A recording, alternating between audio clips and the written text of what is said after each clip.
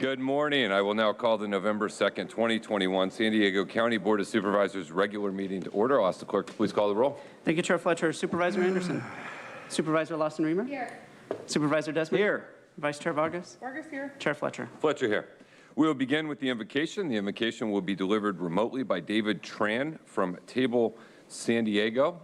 Please rise for the invocation. As we begin our prayer, I would like to honor sacred Kumeyaay land on which we dwell. We remember and we bless the ancestors and living elders who show us how to belong to one another and to this earth. I invite you to just, as you stand, as you're in your body, I invite you to be aware of where there's tension, and where there's heartache, and where there's hope in your body. Creator of the universe and of every living thing, help us find our center. You are God in the turmoil, God through the chaos, God of mystery in the dark nights of our soul.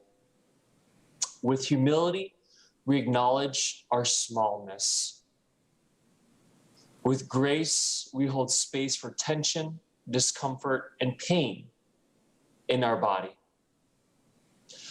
With truth, we wholly submit to our humanity and to your divinity.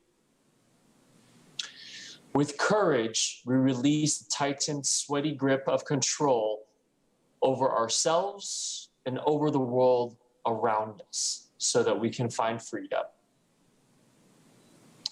We pause, find our center, and take a drink from the deep well of our belovedness. Creator and sustainer, hear the spoken and unspoken prayers of our hearts and of our bodies. Amen. Amen. Thank you. Please remain standing for the Pledge of Allegiance. It will be delivered by the first grade class at High Tech Elementary, and we welcome the class and their teacher, Miss Lydia Callis. Thank you for joining us and lead us in the Pledge of Allegiance this morning. I pledge allegiance to the flag of the United States of America, and to the republic for which it stands, one nation, under God, indivisible, with liberty and justice for all. Thank you so much. Thank you to all the students at Callis Elementary. You all did great. Thank you very, very much. Have a wonderful day. We'll now proceed with our proclamations. The first proclamation I will present jointly with Supervisor Lawson-Remer, honoring Connor Maddox, and accepting this proclamation will be Connor Maddox.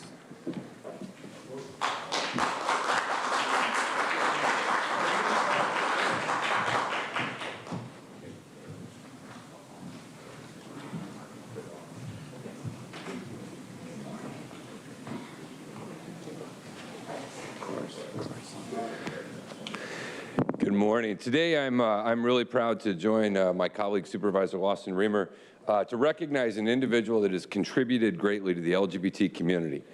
Connor Maddox shown incredible leadership, incredible advocacy over such a long period of time, has been an unwavering advocate and activist fighting for equality and inclusion for the transgender community for the past 18 years. We have seen this issue advance and change significantly in the last few years, but we want to pay a special recognition to the pioneers who early, when it was hard and difficult, continues to be hard and difficult, but when it was much harder and much more difficult, continues to do it. In 2003, Connor led the first support group for transgender men and their loved ones in San Diego. He's the founder of Transgender Coming Out Group, the first ever trans-serving group at the San Diego LGBT Community Center. There is no doubt that the spaces that Connor created have been powerful for others who have embarked on their journey, reminding them they are not alone and that everyone should feel free to be their authentic selves. And in a county where anti-trans sentiment continues to be pervasive, the work that Connor has done and still does, and the work he has inspired others to have the courage to do can be life-affirming for so many individuals. And Connor, on behalf of the County of San Diego, we thank you for all of your hard work and your tireless advocacy. You've contributed greatly to the County of San Diego. And with that, I'd like to turn it over to my colleague, Supervisor Lawson-Remer, and then we'll hear from you. Thank you, Chair Fletcher. For 11 years in a row, Connor led the planning for Transgender Day of Remembrance, which happens every November 20th. Connor has helped our community honor and remember transgender lives lost to anti-trans violence and hatred. This work has not been easy, and Connor has been there to uplift how our community can do better and should do better for the transgender and non-binary community here in San Diego County. As we step into Transgender Awareness Month, we appreciate Connor and all the work you have done to help to live your best lives as yourself. Transgender justice is important for us here. San Diego County is committed to advancing equity for transgender and non-binary people.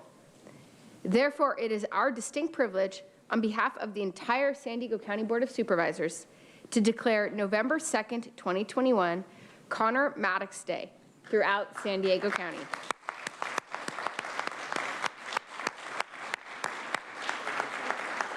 Here to accept the proclamation is Connor Maddox himself. Please join us for some remarks.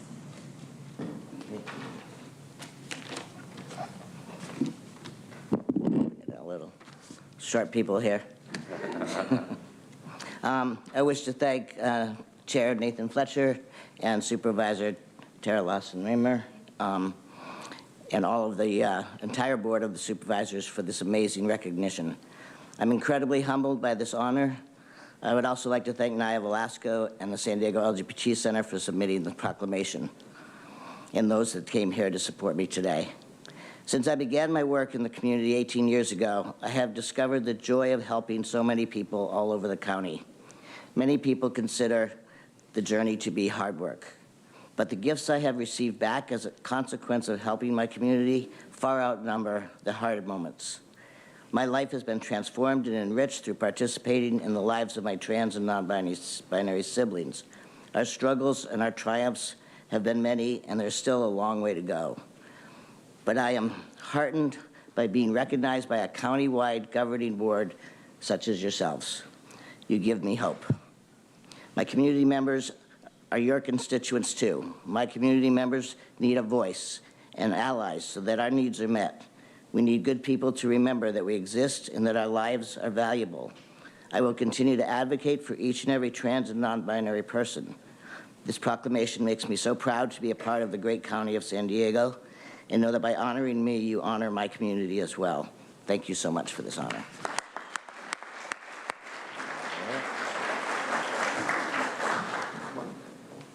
You hold this in the middle.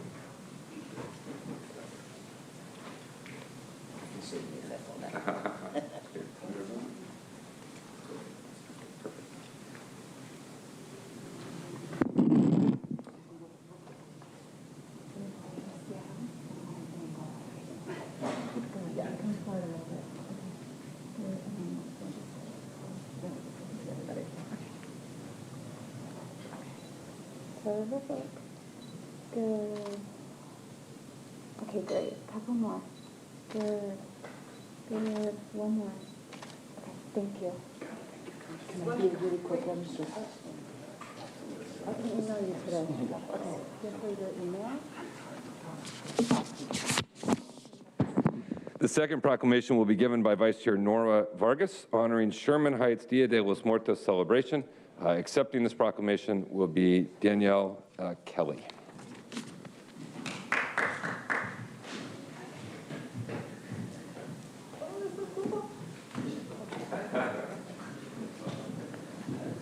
The chair has calaveras under his jacket, and it's super cool, so hopefully he'll show it to other people. Buenos dias. It's such an honor to be here today. Before I honor Sherman Heights, and I'm so happy that you're here, today is a really important day for our communities, for our Latino communities, for our Mexican communities. You know, I started doing the Altar de Muertos probably about 13 years ago when my Nana passed, and then continued on that tradition when my mom passed about 12 years ago. Dia de los Muertos is a very important celebration for us in our communities because we all set up these personal altares that we call to celebrate the life of our members that are no longer with us. This particular year, I want to thank Chairman Fletcher and Assemblymember Gonzalez for the opportunity to join them in ensuring that we are able to celebrate again our tradition. We had an altar last year honoring all those that passed from COVID. And this year, we're doing it again and having that celebration. And if you have a chance to go look at it, it's beautiful. We're going to have a celebration tonight at 6:30, and it's a celebration of life, really honoring all those that didn't, unfortunately, have the privilege of having a vaccine and pass from COVID. And so today is a very important day for us because November 2nd is El Día de los Muertos, or Day of the Dead, a special tradition, and a day to celebrate the life and legacy of those that might have left us physically, but are still with us in our minds and in our heart. This holiday originated in Mexico, but has adopted by many other cultures and communities because of the joyful tone and colorful costumes. The multi-day holiday involves family and friends gathering to pay respects and to remember those members who have passed. These celebrations can take humorous tones, and as often funny events and anecdotes are remembered about the departed.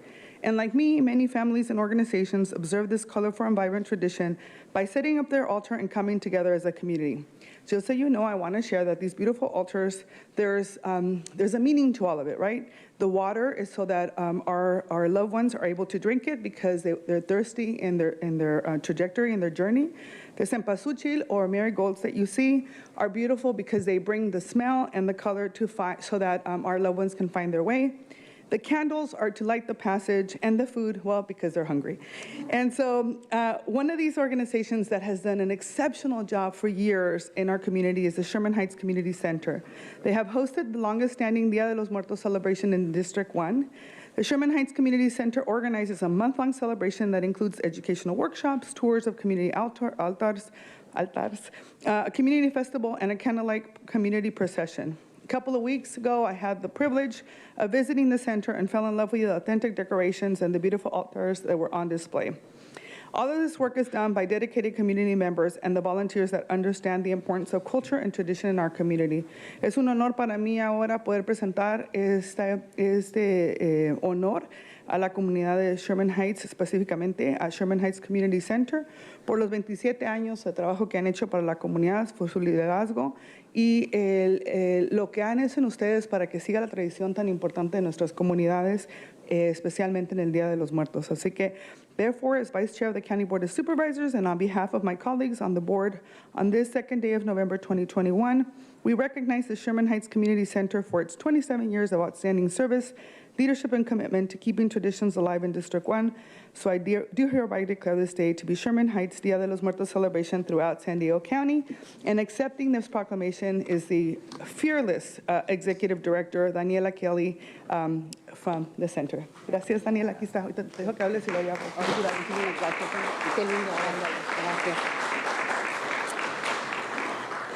Thank you, Vice Chair Vargas, for this recognition. I received this proclamation on behalf of the Sherman Heights Community Center Board, staff, our Dia de los Muertos Committee, our volunteers and community members who have made this celebration possible for the past 27 years. What began as a request to build one single altar has grown to a weeks-long celebration where the community comes together to keep alive our traditions and pass them down from generation to generation.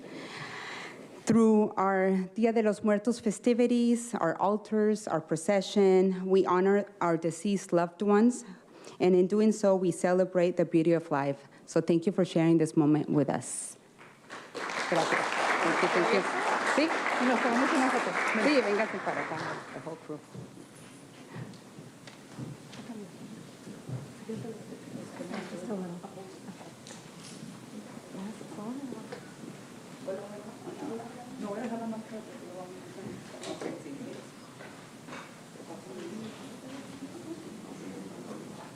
On the right over there.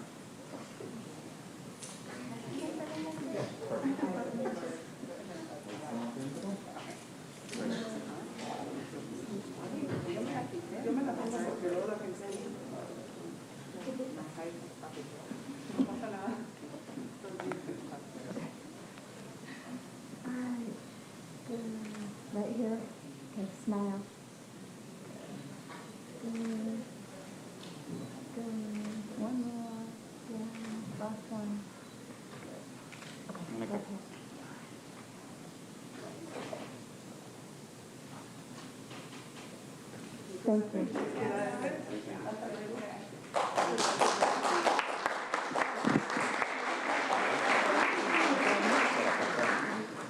Thank you, and congratulations. Our final proclamation honoring Herman Redick will be given by Supervisors Anderson and Desmond, and accepting this proclamation will be Herman Redick.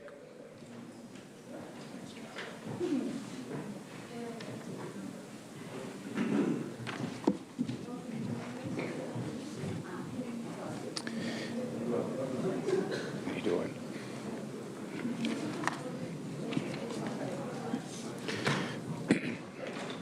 You got a lot of crew. Yeah. Yeah.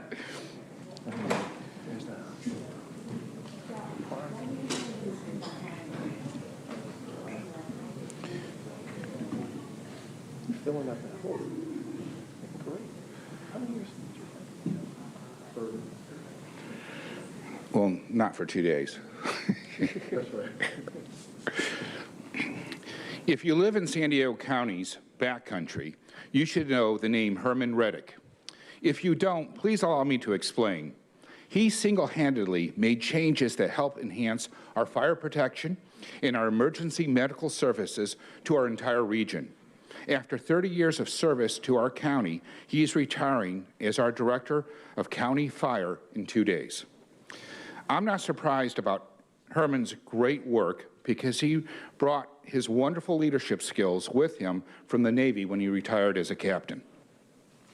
Herman has been an innovator of emergency management and public safety during his tenure with the County Fire in the Office of Emergency Services. Under his leadership, the San Diego County Fire Protection District was established and now provides the highest level of fire protection and emergency services to over 40 communities through 35 fire stations and over 500 first responders. And let me tell you, as a resident of Alpine, I am so grateful for all your work. You know, we are frequently on the brunt of fires, and to have the level of service brought up in the way that you oversaw, my community and I are grateful for that. We will miss you, and we wish you the best in your next chapter in your life. And I know that my colleague, Jim Desmond, has much to share too. Well, thank you. Thank you, Supervisor Anderson. And Herman Redick, the director now, the San Diego County Fire Protection District. And in the 30 years he's been here, we've had a lot of fires, and we have learned from each and every one of those. And through Herman's leadership, he has gotten us to the point where we're much smarter. We're doing things proactively ahead of these fires and making sure that we keep San Diegans safe, particularly in the unincorporated area, making sure it doesn't get to the urban areas. But through your vision and leadership, Herman, we really appreciate all that you've done, and everyone here as well. I mean, this is a gorgeous-looking crew here you've got that have come in uniform, you know, for you today. As Supervisor Anderson mentioned, you retired from the military. You attended the Naval Academy and spent 21 years in the Navy, and through your vision and guidance, you brought from no county fire department, we were contracting most things out, from no county fire to now the great entity that it is today, protecting the citizens of San Diego County. You've done a great deal of public service for this region and for the county, and we appreciate it, and we will for generations to come. So, whereas, I'm going to read a couple whereases here. Herman Redick was, through his adaptability and direction, he has made policy and procedural changes that helped enhance fire protection and emergency medical services within San Diego County's Fire Protection District and the entire region. So hereby be it proclaimed that by all members of the San Diego County Board of Supervisors on this second day of November 2021 that we commend Herman Redick for his outstanding leadership and public service to county fire and the county of San Diego and our nation, and do hereby proclaim this day to be Herman Redick Day throughout San Diego County. Congratulations.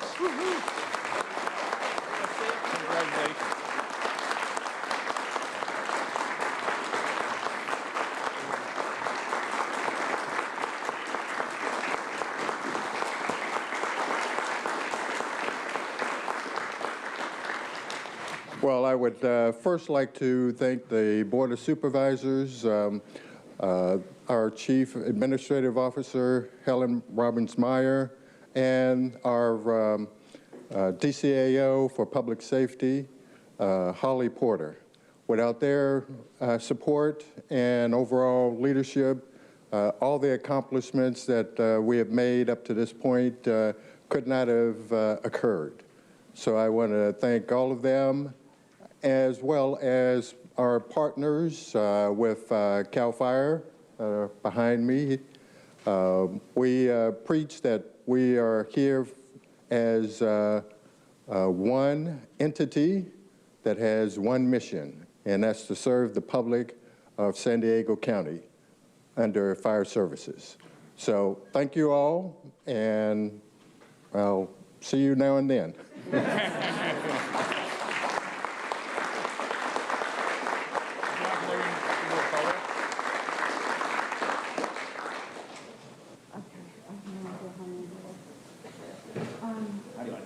How do you want to do it? Yeah, we can. Yeah. Okay. What are we doing? Supervisor Fletcher, we're going to bring some people behind you too. And you know what? Why don't all the supervisors do Well, this I'm photo? saying maybe they could just stand up there. Oh, that's fine, but let's include all the supervisors so they can. Okay, that'd be great. Let's keep you guys here. Come out a little bit.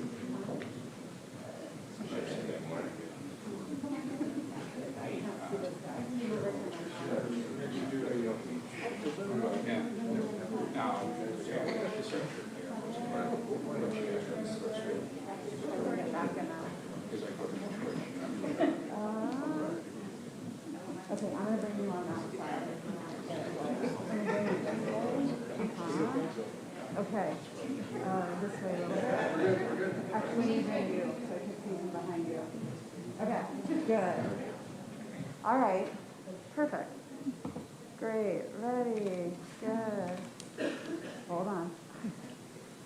Okay, good.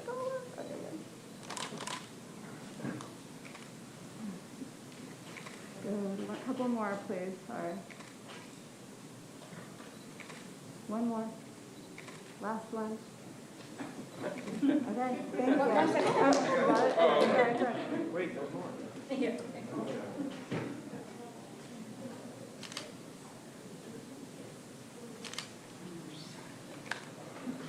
Okay, good.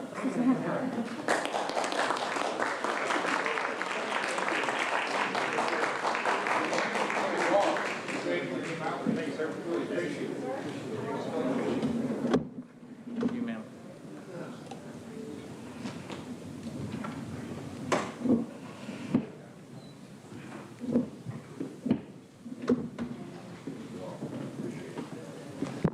Thank you, Mr. Redick, for a lifetime of service. Your county and your country is grateful for all that you've done. With that, let's move to our next agenda item, non-agendized public communications, an opportunity for the public to address the board on matters within our purview, but which are not on today's agenda. We will hear 5 in-person speakers, 5 remote speakers, and the remainder of non-agendized public communication will be taken up at the conclusion of our agendized business today. I'll ask the clerk to call forward the 10 speakers. Thank you, Chair Fletcher. We have 26 total requests to speak on matters not listed on the agenda, 10 in person, 16 by phone. For those that requested to speak by phone, please dial into the conference line now using the instructions that were provided to you. We'll begin with the in-person speakers, and as the chair mentioned, we'll be calling the first 5 speakers and pursuant to the board's rules of procedure. All the remaining speakers will be heard at the conclusion of today's session. As your name is called, please come forward and stand against the east wall under the murals until it is your turn to speak. I'd like to invite forward the following individuals: Michael Brando, Allie Hartman, Alan C., Mike Borello, and Sterling Moffitt. You'll have 2 minutes to address the board. I'll ask you to please state your name for the audio record. And you may come forward in any order.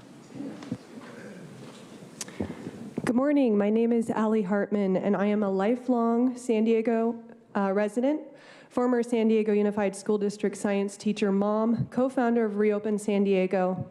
This past 2 years, we have watched this board adopt the most tyrannical measures in response to the COVID issue, including mandating our small businesses to close and using our own peace officers as enforcement on hardworking people just trying to pay bills. School closures, then mask mandates, which have led to a mental health crisis among our kids. And now you're trying to pass an unlawful mandate requiring new county hires have the COVID vaccine. Do you know what malfeasance means?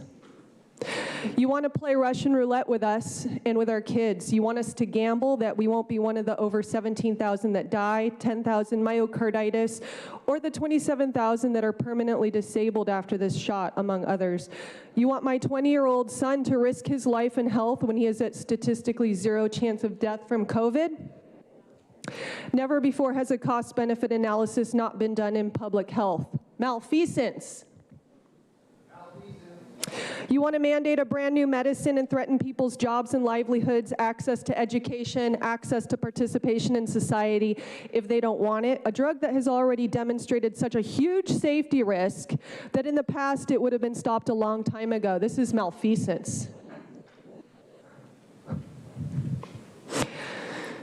Never before in the history of medicine have people been maligned for questioning the safety of a novel medicine. Never before have they been shamed or degraded, threatened with losing their jobs, deplatformed, or segregated from normal society for wanting more safety data.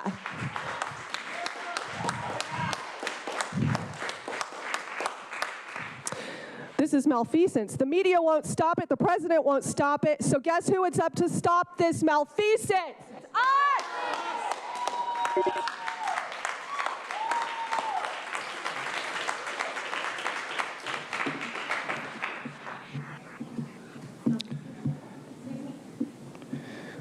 My name is Michael, and I echo everything Allie just said. I'm not even looking at notes. You know, I used to come here and criticize and condemn, and, you know, I'm not going to even do any of that anymore because it's such a paradox being here. And what I mean by that is, on one level, this is a clown show, political theater, and some of you, I perhaps think, know deep in your heart that that's the truth. But, you know, on the other hand, many of us, as part of the human journey, are doing the best we can. I know that's true for me, and maybe it's true for some of you too. I've been doing some more self-education. This is probably old news for so many people, but you know, I've realized that this body is a narcissistic system. It's not representing the people. It's representing this Bible, COVID-19, the Great Reset. It's not conspiracy theory. And a forerunner to this book was the Fourth Industrial Revolution.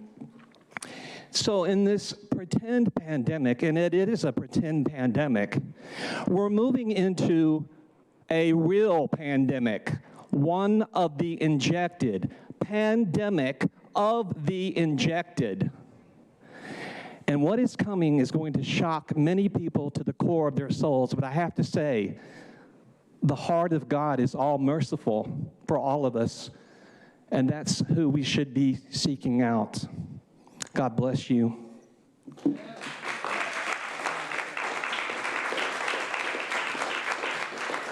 Mike Borello, Carlsbad.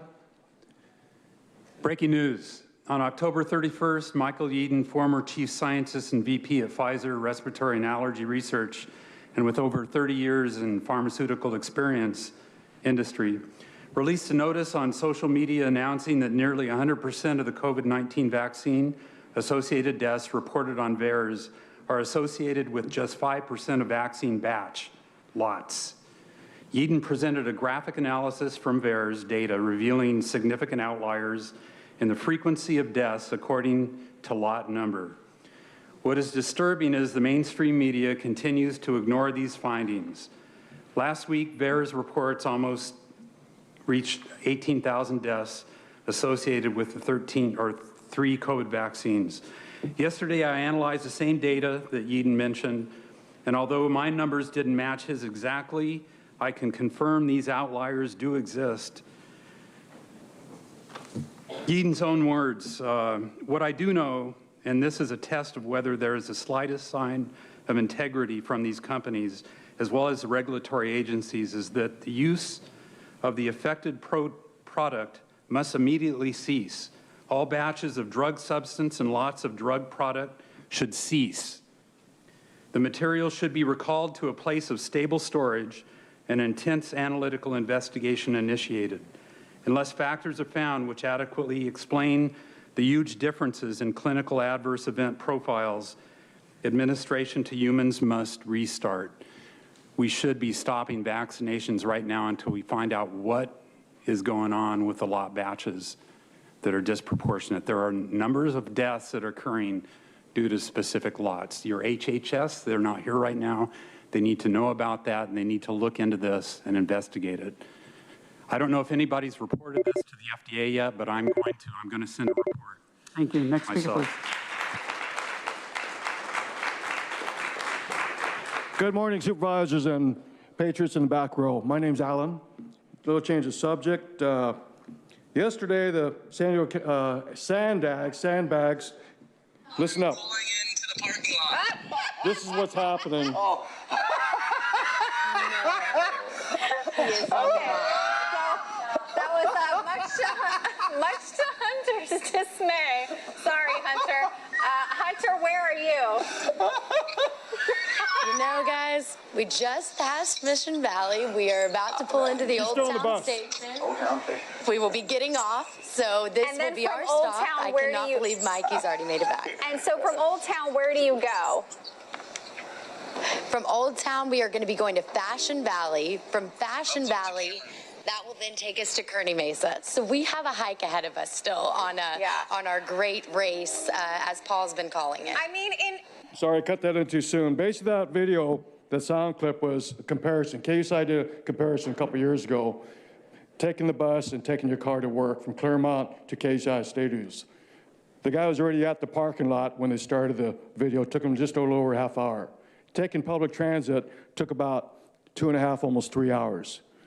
When you're passing his mileage tax, bear in mind that bus will never come to my house. That bus will never take me to Costco, to the Little League, to my work. It will never happen. Stop the climate religion nonsense and realize when electric cars take over, Amazon takes over. Amazon, Uber, and Lyft will fight your mileage tax. And not only that, you will face the wrath of the voters when they find out you're putting 4 cents per mile on roads we already paid for. Transnet, we paid since 1987 to expand the roads for fire egress. 67, you know about that, Mr. Anderson, and yet you've been stealing the money for more empty bus, empty bus, empty bus, and you want to buy more empty buses for this climate religion? Have you gone nuts? Thank you.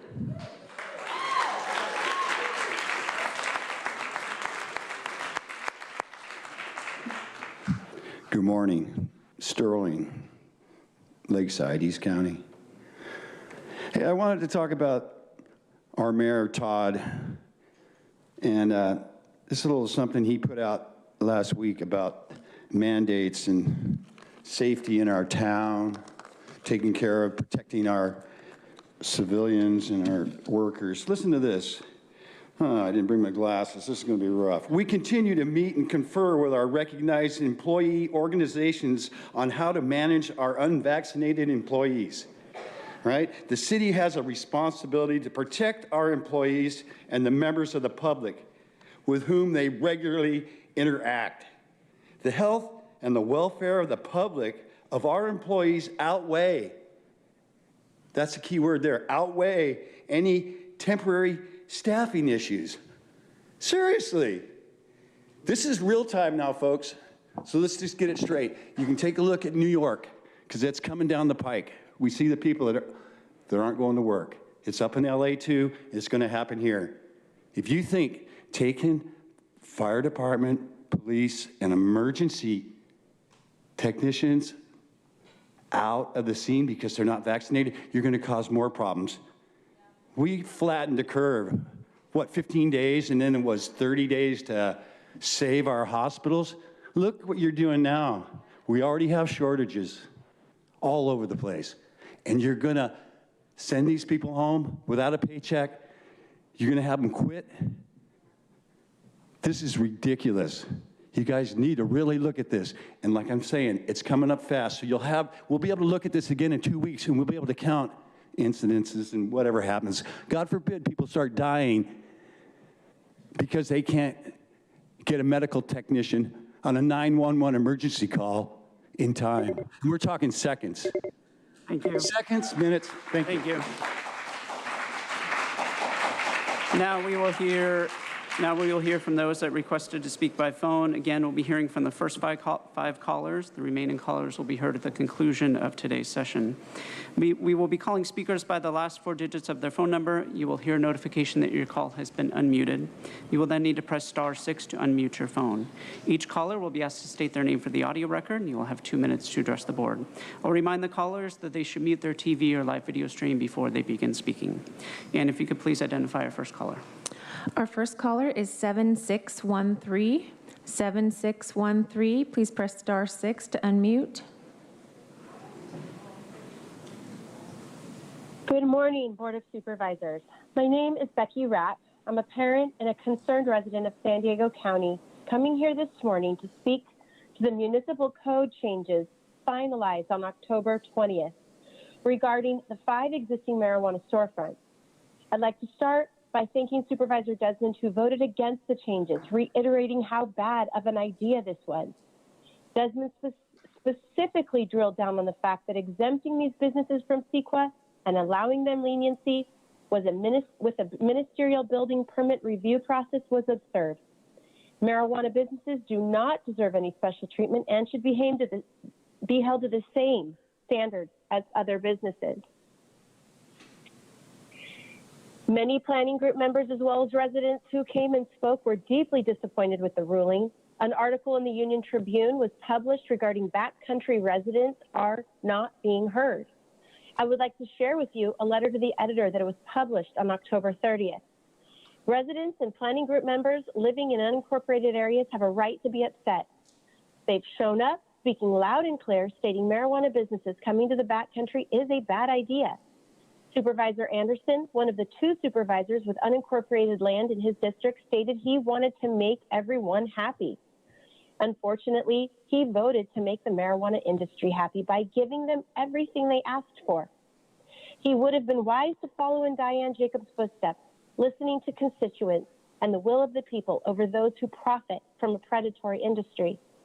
Residents hope that Supervisor Anderson can show the same courage as Supervisor Desmond in the future, voting to support the will of the people. It's my hope that the supervisors consider the concerns of their constituents, making them a priority. Thank you.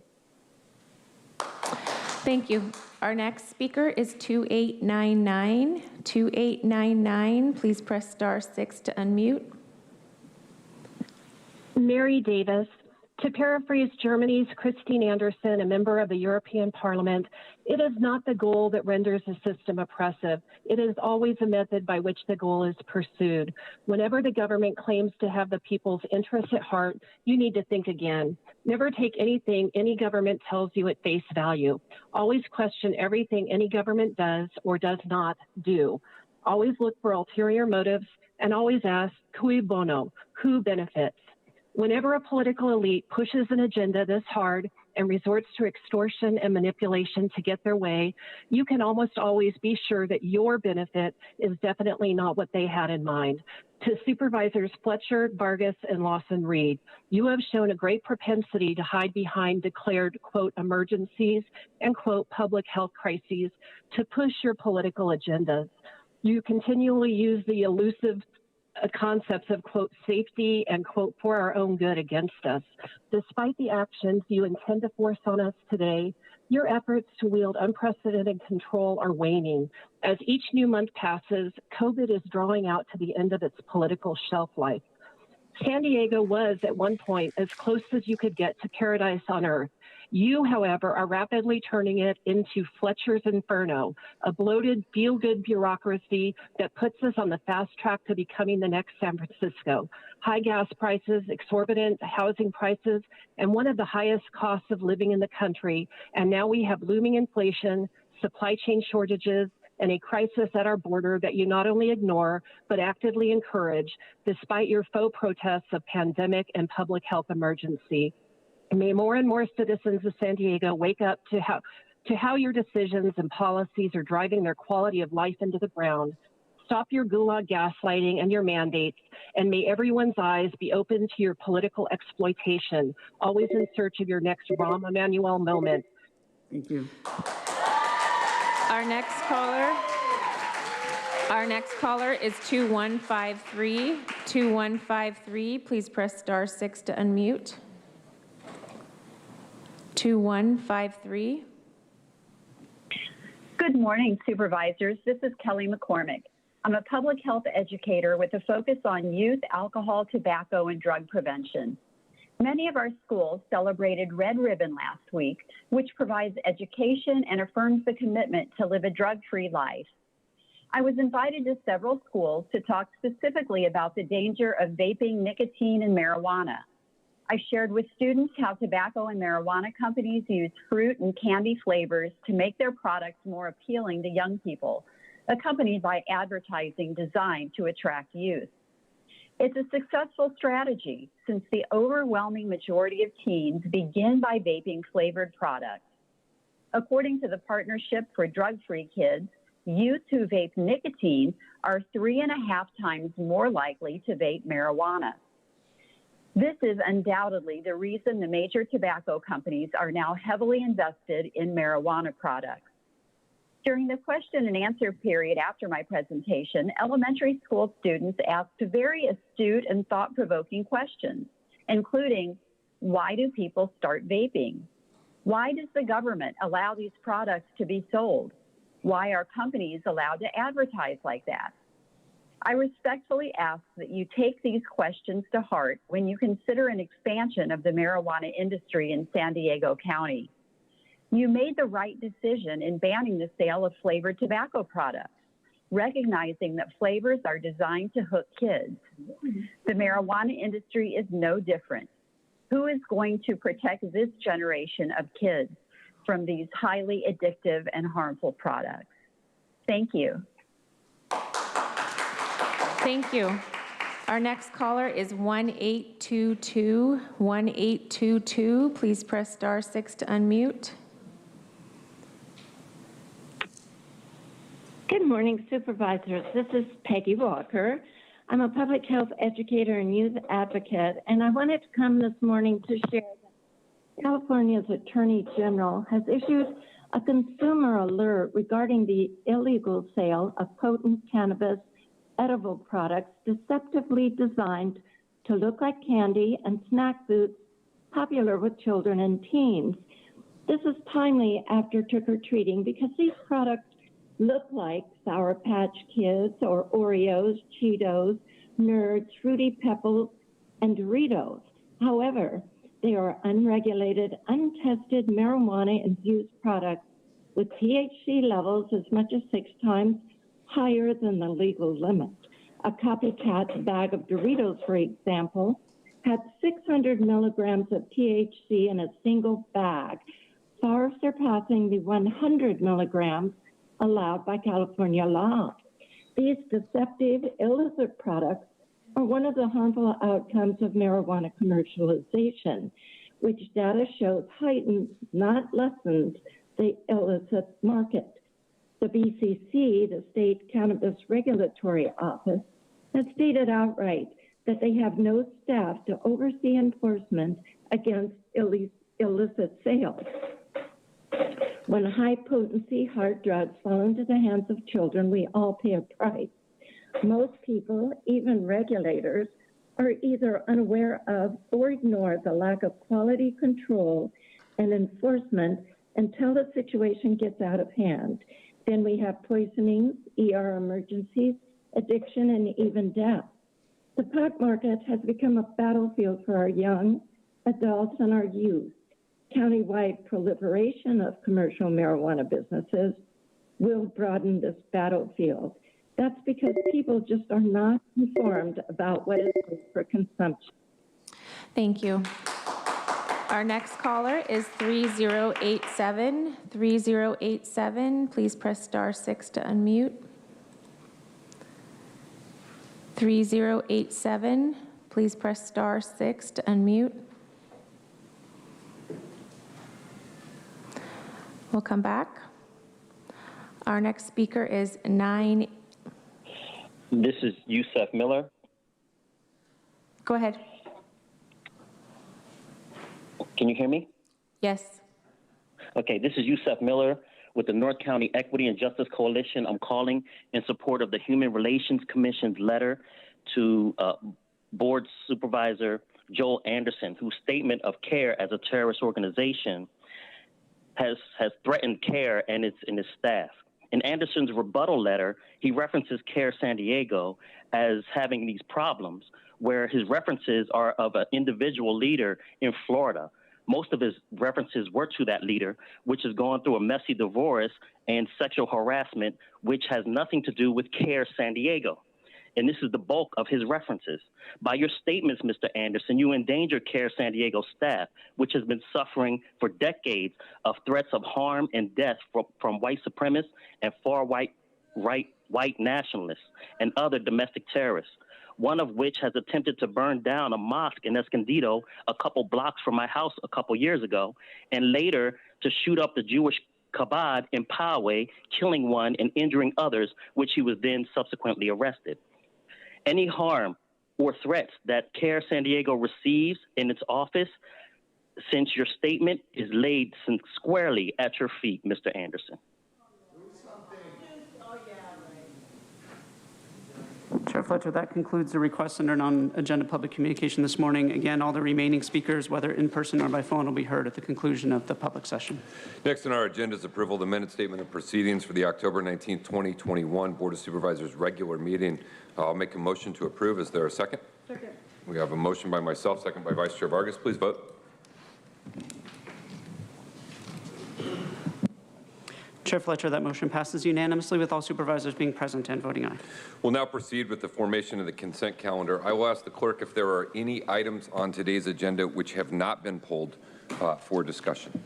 Thank you, Chair Fletcher. Yes, items 19 and 20 have not been pulled by the public.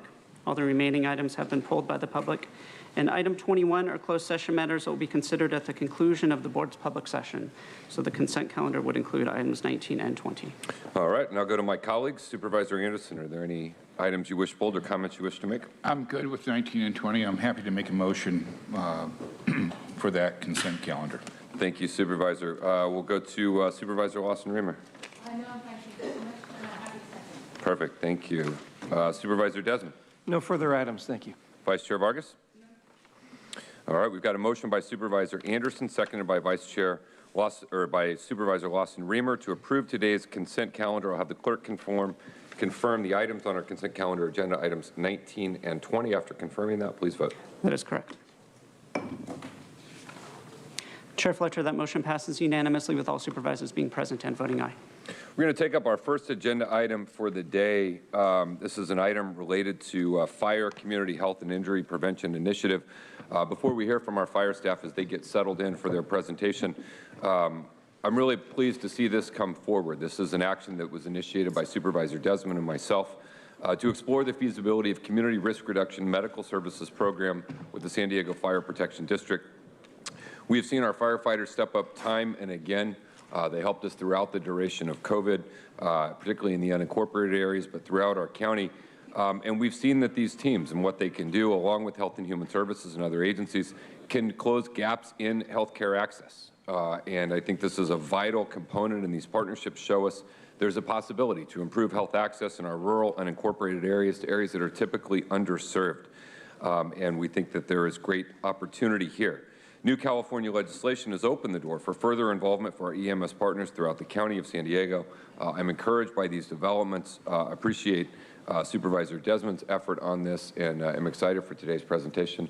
Supervisor Desmond, if he has any brief comments he'd like to make, and then we'll go to the presentation. Well, thank you as well, Chair Fletcher, for partnering on this innovative program, and thanks to the staff and all their work in developing and phasing the plan and phasing it into phasing in community paramedicine. The COVID-19 pandemic demonstrated the ability to provide health programs in our rural communities, and I look forward to having County Fire and CAL FIRE continue to build trusted relationships and continue to provide needed services in the unincorporated areas. The implementation of AB 1544 is needed quickly. We now have crisis stabilization units opening up in Vista and soon in Oceanside. And our first responders in ambulances need to be able to take patients experiencing mental health crises, not needing emergency rooms to be able to take them to alternate destinations. So many of our rural communities lack access to resources, and many residents are very low income. This is a program I think is going to enhance their opportunities for better health, and I look forward to their full implementation of the program. Thank you, Chair. Thank you, Supervisor. We'll now go to turn it over to Holly Porter, Deputy Chief Administrative Officer with Public Safety Group, Nick Machione, our Agency Director for Health and Human Services, and Jason Malnerich, Deputy Chief, San Diego County Fire Protection Districts, for the presentation. Thank you, Chair Fletcher and members of the board. On May 4th of 2021, the Board of Supervisors directed the Chief Administrative Officer to explore the feasibility of establishing a community risk reduction medical services program within the San Diego County Fire Protection District and return to the board within 180 days with recommendations for implementing such a program. Today's request is for the Board of Supervisors to receive an update on the development of the County Fire Community Health and Injury Prevention Initiative, and directs the Chief Administrative Officer to return to the board in 2022 with an implementation plan for phases 2 and 3, and that will be following the issuance of regulations related to Assembly Bill 1544. This initiative is the product of strong partnerships between County Fire, Public Safety Group, and the Health and Human Services Agency. Today I'm joined by Nick Machione with the Health and Human Services Agency and Jason Malnerich, Assistant Deputy Chief for CAL FIRE, San Diego County Fire, who will provide a more in-depth overview of how County Fire can immediately bolster existing health risk reduction initiatives in advance of future program enhancements in 2022.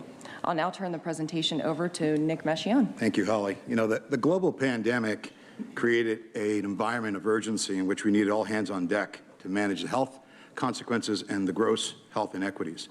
From its earliest days, the Health and Human Service Agency proudly partnered with the Public Safety Group, Land Use Environment Group, and our good friends in CAL FIRE. And it's always done so, in fact, in the past, as a county of one, in responding to emergency responses, recognizing that there's no one department or one jurisdiction that can manage by itself. Innovations already in place include County Fire support of underserved and hard-to-reach communities by providing viral testing services, flu vaccinations, pop-up COVID-19 vaccinations in sites that were very difficult to reach in the early days of the pandemic. Vaccinations of homebound residents, long-term care facilities, and migrant farm workers. The list goes on. And all this was done in partnership with the agency. Our county emergency medical services has paved the way for these life-saving activities. Our county was the first in the state to obtain state authorizations to deploy EMS personnel to these pandemic operations, leading the way with the creation of Operation Collaboration. And in fact, Operation Collaboration was used as a model for other counties and demonstrates that our emergency medical services and CAL FIRE are well positioned to provide care in addition to traditional emergency response. The Health and Human Service Agency looks forward to continuing our work with the EMS and County Fire to explore additional opportunities for innovative programs that address health equity in underserved parts of our county as identified by the Healthy Places Equity Index. Now I'd like to turn it over to Assistant Deputy Chief Jason Malnerich. Thank you, Nick. Before we talk about potential opportunities, it's important to review County Fire EMS operations. The state of California sets the standards for paramedics. Paramedics can only operate within these guidelines and under the authorization of a local EMS agency medical director. Within County Fire, we have two specific emergency medical services functions. Number one, to direct service delivery by county fire within fire district, and 2, leading, organizing, and regulating the larger county EMS system through county EMS. County EMS is the designated local emergency medical services agency, or LEMSA. The state sets specific responsibilities for the LEMSA, including the oversight and coordination of the county's EMS delivery system, which includes more than 50 providers and 20 hospitals. County Fire directly delivers EMS services across the 2.1 million acres within the fire protection district. EMS is increasingly seen as a healthcare provider, and much like fire prevention, EMS prevention services are increasing nationally. Community health has a role for EMS to support education, outreach, and health even before 911 call occurs.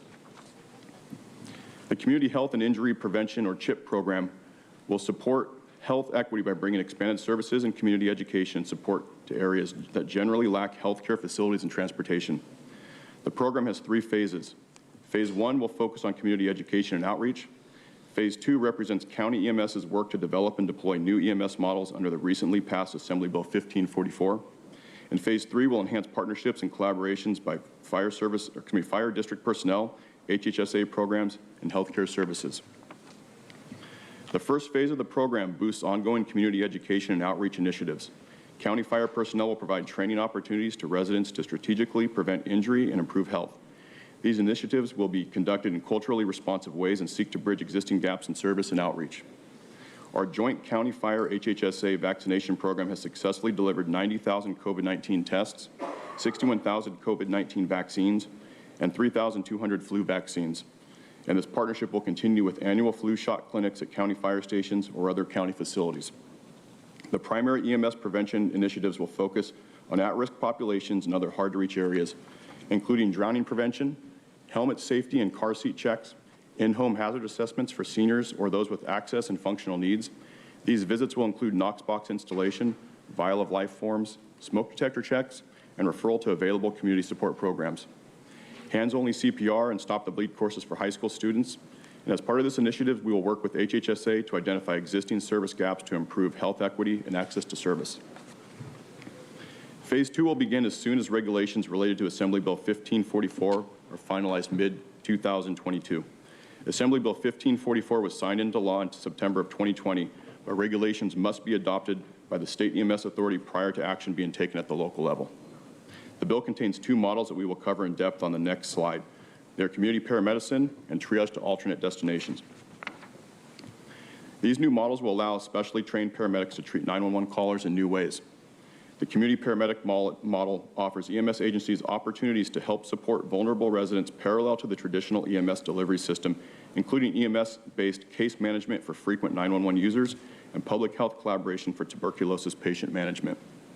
Triage to alternate destination offers an alternative to paramedic transport to an emergency department, currently the sole destination paramedic patients may be transported to. Medically stable patients could be transported to a behavioral health facility or sobering center, or in-home support could be provided to hospice patients.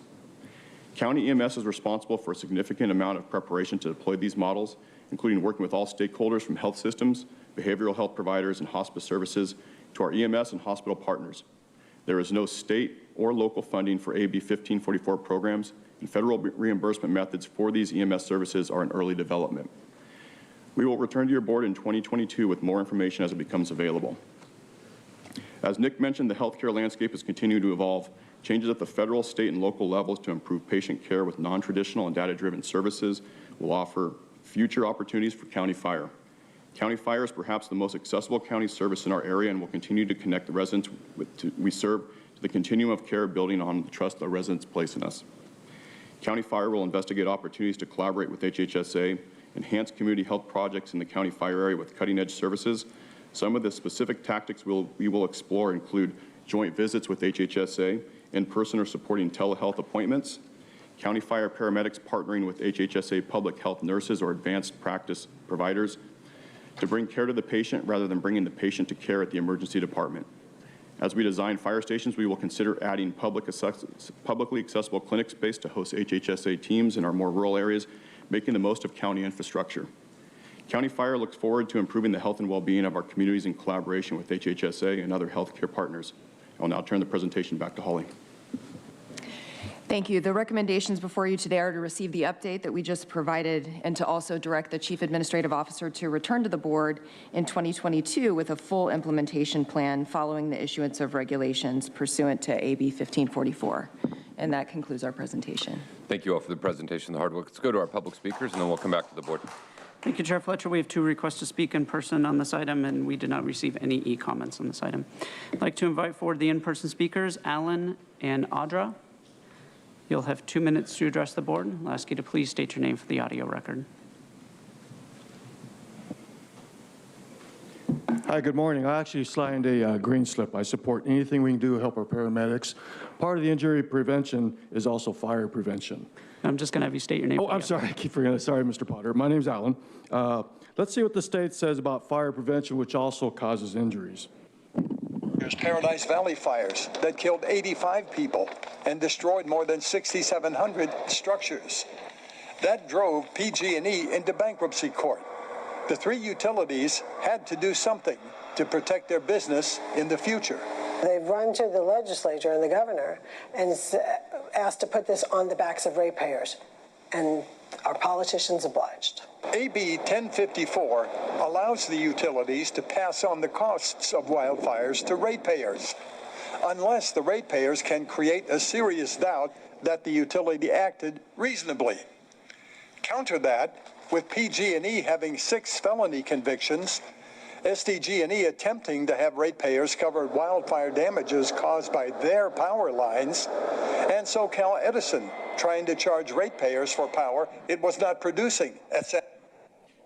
So here you see the state is actually supporting fires by giving our power companies money in case, not for prevention, but in case they get sued again. $10.5 billion. And meanwhile, we all get a rate increase. Where's our fire prevention? Well, we know the Paradise Fire, the Dixie Line Fire were caused by power lines. Yet we're giving incentives to these power companies not to bury the power lines, but just in case they get sued again. Please look into that. Fight back. Every county supervisor, we need to fight this back and remove that 1054, AB 1054, what I mentioned to you earlier, sir. Thank you. Agreed.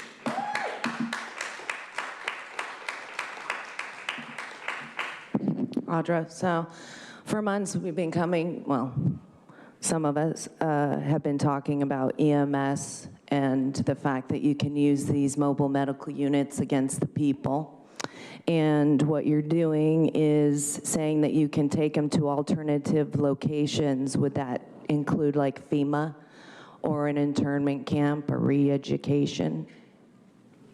Because, you know, the fact that you're even having them do vaccines is a little bit out of line. I mean, what is the point of having these mobile medical units do that? It's like, you know, the flu vaccines have been available for how long and nobody's had trouble getting those, but all of a sudden now you're trying to force these vaccines upon the people and make sure that they get in their arm in any way possible. I mean, you even have this Knox box installation, which is an emergency key access to people's homes. I mean, that's terrifying. Yes. All the things that you guys are doing are making it so that we have to almost fear like the medical people while you're, you know, destroying their own livelihoods and making them get vaccines. Yep. So who are you going to put in, you know, like if you're having them go do vaccine clinics, doesn't that take away from their need to give emergency medical care? I mean, I don't understand. I mean, you're even having like teachers be nurses by taking tests. How are we blurring the lines of what people's jobs are? But just the fact that for months I've been telling you about these EMS units and that they can be used against the people, and that's exactly what you're doing, all while creating a problem and a need for them. So, I mean, nothing is gonna make you guys listen. That's the crazy part. But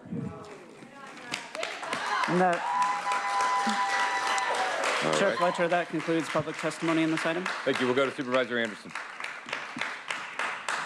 I want to thank you for the report, and The rural outreach, I really appreciate that. Many parts of my district don't have the ability to come into town to get testing, and a lot of the rural testing that we're doing is fantastic. And I get positive feedback on that all the time, and I want to pass it on to you.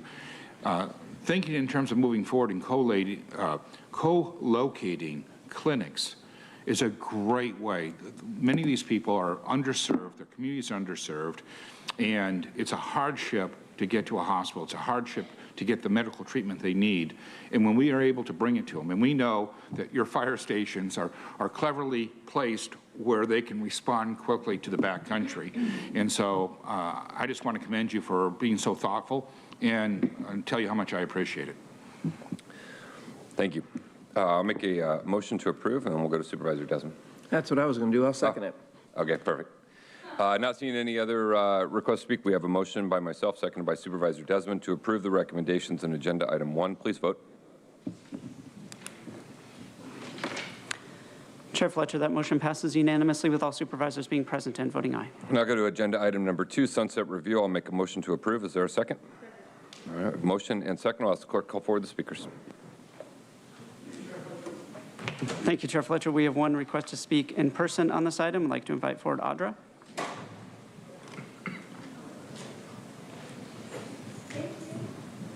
You'll have 2 minutes to address the board. Audra.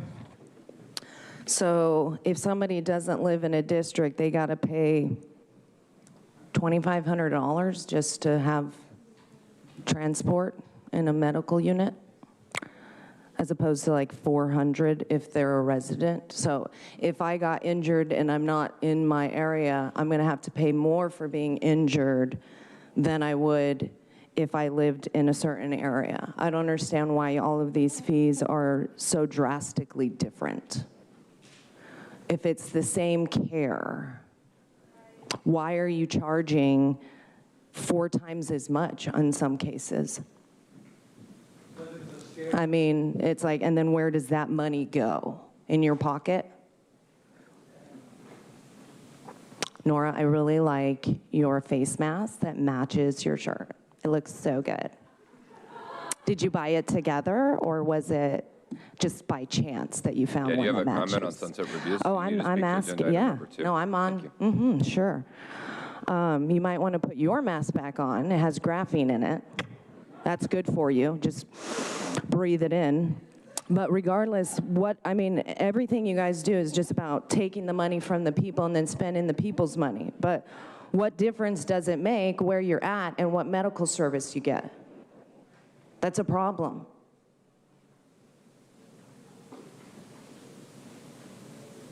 Let's have a moment of silence for all those who have died from the vaccines.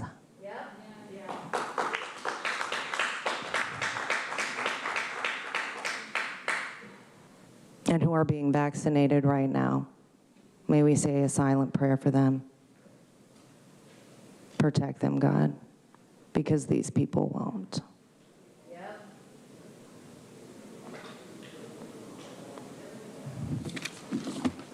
Thank you. We'll go to Vice Chair Vargas. Thank you, Chair Fletcher. Thank you, Chair Fletcher. As Vice Chair of the Continuum of Care Board of Directors for the Regional Task Force on Homelessness, I can tell you that the point and count is vitally important. We're on number 2. I'm sorry? We're on number 2. Oh, you mean fine. Never mind. All right, we've got a motion by myself, second by Vice Chair Vargas. Please vote. Sorry. Chair Fletcher, that motion passes unanimously with all supervisors being present and voting aye. Now we'll go to Agenda Item 3, point in time count. We'll go first to Vice Chair Vargas. Sorry about that. Too many things going on here. As Vice Chair of the Continuum of Care Board of Directors for the Regional Task Force on Homelessness, I know that the point in time count is vitally important to our work to end homelessness. I'm grateful to SBCS, Think Dignity, and all of the other community-based organizations that go out every year to do the point and count. The data developed for that one night is necessary to get the funding our region needs, and it gives us the information we need to target solutions that will work, including knowing where unsheltered populations are located, so we can drive policy solutions based on data. Shortly, we will receive an update on the Department of Homeless Solutions and Equitable Communities, where we will adopt a framework for ending homelessness. The data developed through the point-in-time count will be instrumental in working towards that goal of ending homelessness. I am proud to have participated in the count these past years and have seen many incredible people joining these efforts as well. The count is only possible with the help of our wonderful volunteers. It was always extremely refreshing to see county staff take time at 4 o'clock in the morning, 3 o'clock in the morning when we're out in South Bay helping and counting. And so I'm very proud of them for their dedication to the community and for the humanitarian efforts. I would like to make sure that as we're doing the call to action for the next count, that we're asking our county employees to come help us get the data we need to take care of our unsheltered neighbors. Hundreds of our dedicated county employees have come out in the past, and we want to show our appreciation for their dedication by counting this volunteer time as paid time. I am proud to support this item, and I am happy to make a motion to support. Thank you, Vice Chair Vargas. I'm happy to second that motion. We've had a long-standing tradition here at the county for a while of supporting our workers as they support our region, and I appreciate our county workers' willingness, one of the single largest groups to support the point-in-time count. Appreciate that, and look forward to joining everyone again this year. You know, this effort really helps drive programs, helps assess what's working, what's not working. We know we have really significant challenges, and we have to do things differently, and I think that this is an important effort and good for our county to support it.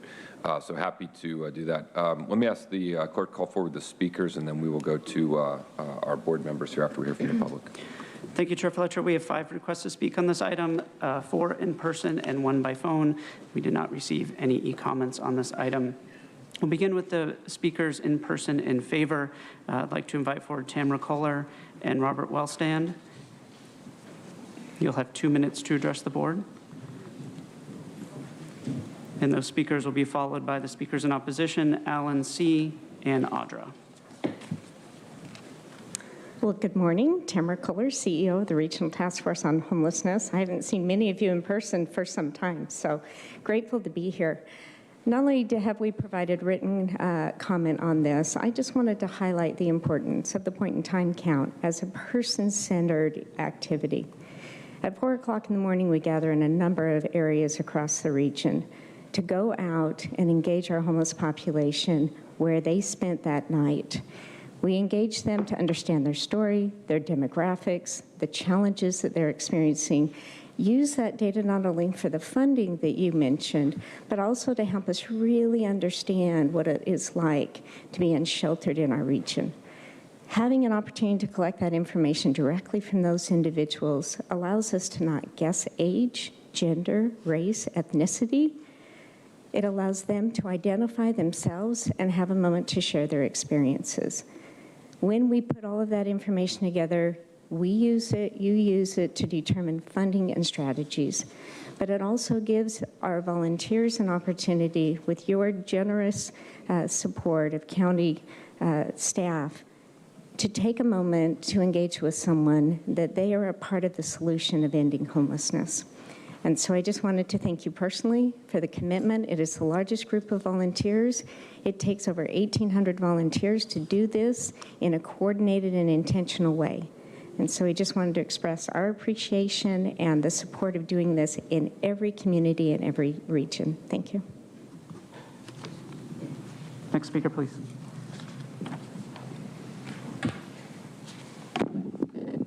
Okay, it's clear that COVID-19 has affected everything from healthcare to homelessness. Sir, can you please state your name for the audio record? Robert Wellstand. It's affected everything from healthcare to homelessness, testing for it, and medical prevention.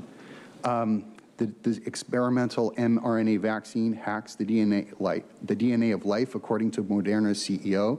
It's disastrous. People are dying from this, as we've heard before, thrombosis within weeks of being vaccinated. In San Diego County, the propaganda machine points to artificially high numbers among the unvaccinated. But let's be clear about something.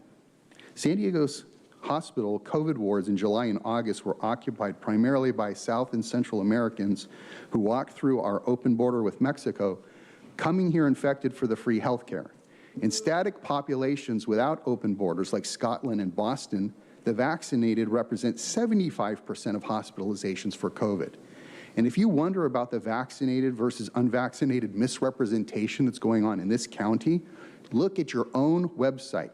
The county's website reports COVID every week by zip code.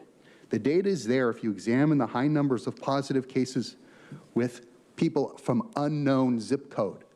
I examined this data in April and May last year and correctly concluded that 2/3 of COVID cases were among residents of Mexico, bringing in the infection from what was a hotspot at that point in time. And the county knew it, yet did nothing about it. I talked to someone in the virology department of the county, and I pointed this out to them. They said, oh, we have access to a lot more data than your knowledge of Mr. Wellstan. And I said, well, look into this thing about the unvaccinated numbers. The numbers there are tens of thousands. By zip code, they're nowhere close. It's people that are coming here for the free health care, but it's not unvaccinated people that are the risk. Thank you. Next speaker, please. Thank you. Next speaker, please.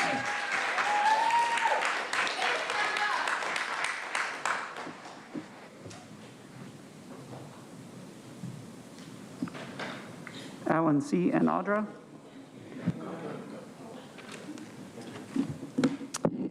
Audra, so it's funny because you have, last time you had 1,782 people counting people that were homeless, and you got 7,638 people that you counted. That's about 4.28 people per person. That seems like a hard job. And you're trying to pay county workers to volunteer. What about the other volunteers? Are they getting compensated as well? Or does it not count because they don't work for the county? Why do you need those extra 550 employees from the county to help you count 4 people per person? I mean, is it that hard? I don't understand. Like, why are they getting paid and you guys act like, you know, I mean, it just doesn't make any sense. And you're doing all of this to get funding. It's your favorite word, money. How much ARPA funds can we get for the homeless? It's like you're using them to get more money, which is a concern for me with you, Helen, because you spend that money. You decide where it goes. And that's a little bit terrifying because the only reason we're in an emergency is so you guys can keep getting money for it.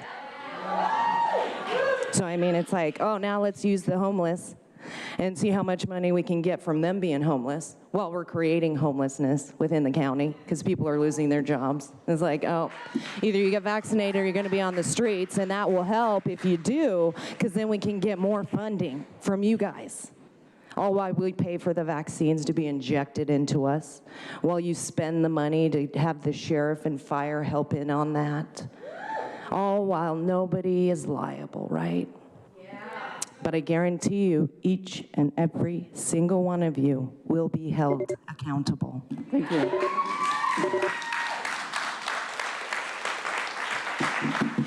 I remember this time, Alan. One thing troubling on this, I notice you're focusing on race again, Ms. Vargas. Please listen to this, what we military feel about that. Over a few weeks of difficult training, my SEAL class, which started with 150 men, was down to just 42. There were now 6 boat crews of 7 men each. I was in the boat with the tall guys, but the best boat crew we had was made up of the little guys, the Munchkin crew, we called them. No one was over 5'5". The Munchkin boat crew had 1 American Indian, 1 African American, 1 Polish American, 1 Greek American, 1 Italian American, and 2 tough kids from the Midwest. They out-paddled, outran, and out-swam all the other boat crews. The big men in the other boat crews would always make good-natured fun of the tiny little flippers the Munchkins put on their tiny little feet prior to every swim. But somehow these little guys from every corner of the nation and the world always had the last laugh, swimming faster than everyone and reaching the shore long before the rest of us. SEAL training was a great equalizer. Nothing mattered but your will to succeed, not your color, not your ethnic background, not your education, not your social status. If you want to change the world, measure a person by the size of their heart, not by the size of their flippers. The Admiral is correct. When you keep pushing race, all you do is make people victims and you make others oppressors, just like the CRT. And if we want to stop the division, you've got to knock that stuff off. Thank you. And Chair Fletcher, we had one request to speak by phone in favor of this item. I don't see the caller in the queue, so that concludes public comment on this item. Thank you. We'll go to Supervisor Anderson. First of all, I want to say the East County Homeless Task Force is absolutely in support of this. This is fantastic. In my district, there's no real proof, but there's a feeling that we're underreporting, that we feel like there's many more homeless that go uncounted.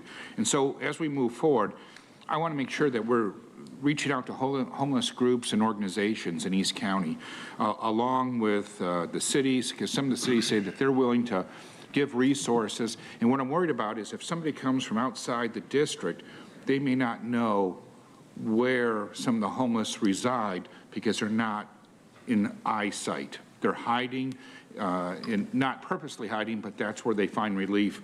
The NGOs and the planning groups. You know, our planning groups are the local government for the unincorporated area.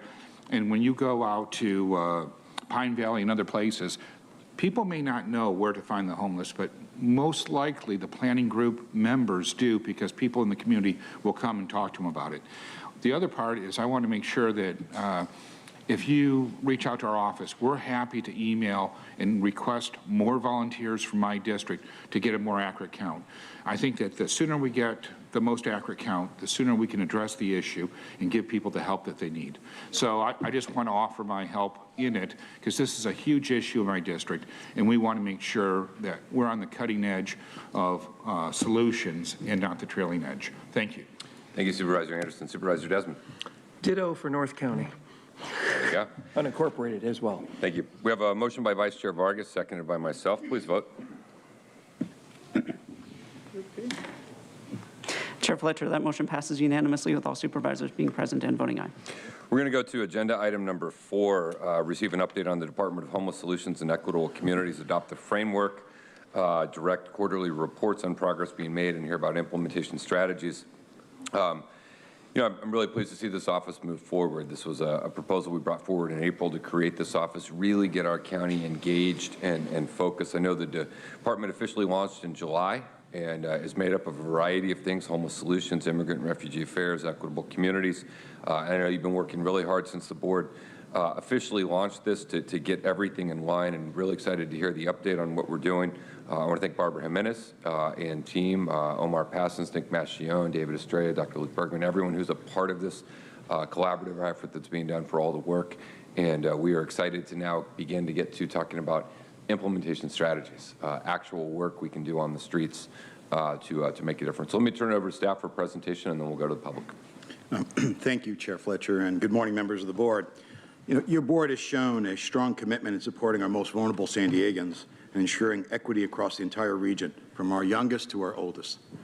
On April 6th of this year, your board took bold action in establishing the Department of Homeless Solutions and Equitable Communities within the Health and Human Service Agency. And they did that to centralize all of the county's work around homelessness. This reorganization of resources, and in addition, new resources, will improve our efficiency and effectiveness as the county expands its regional leadership on homelessness.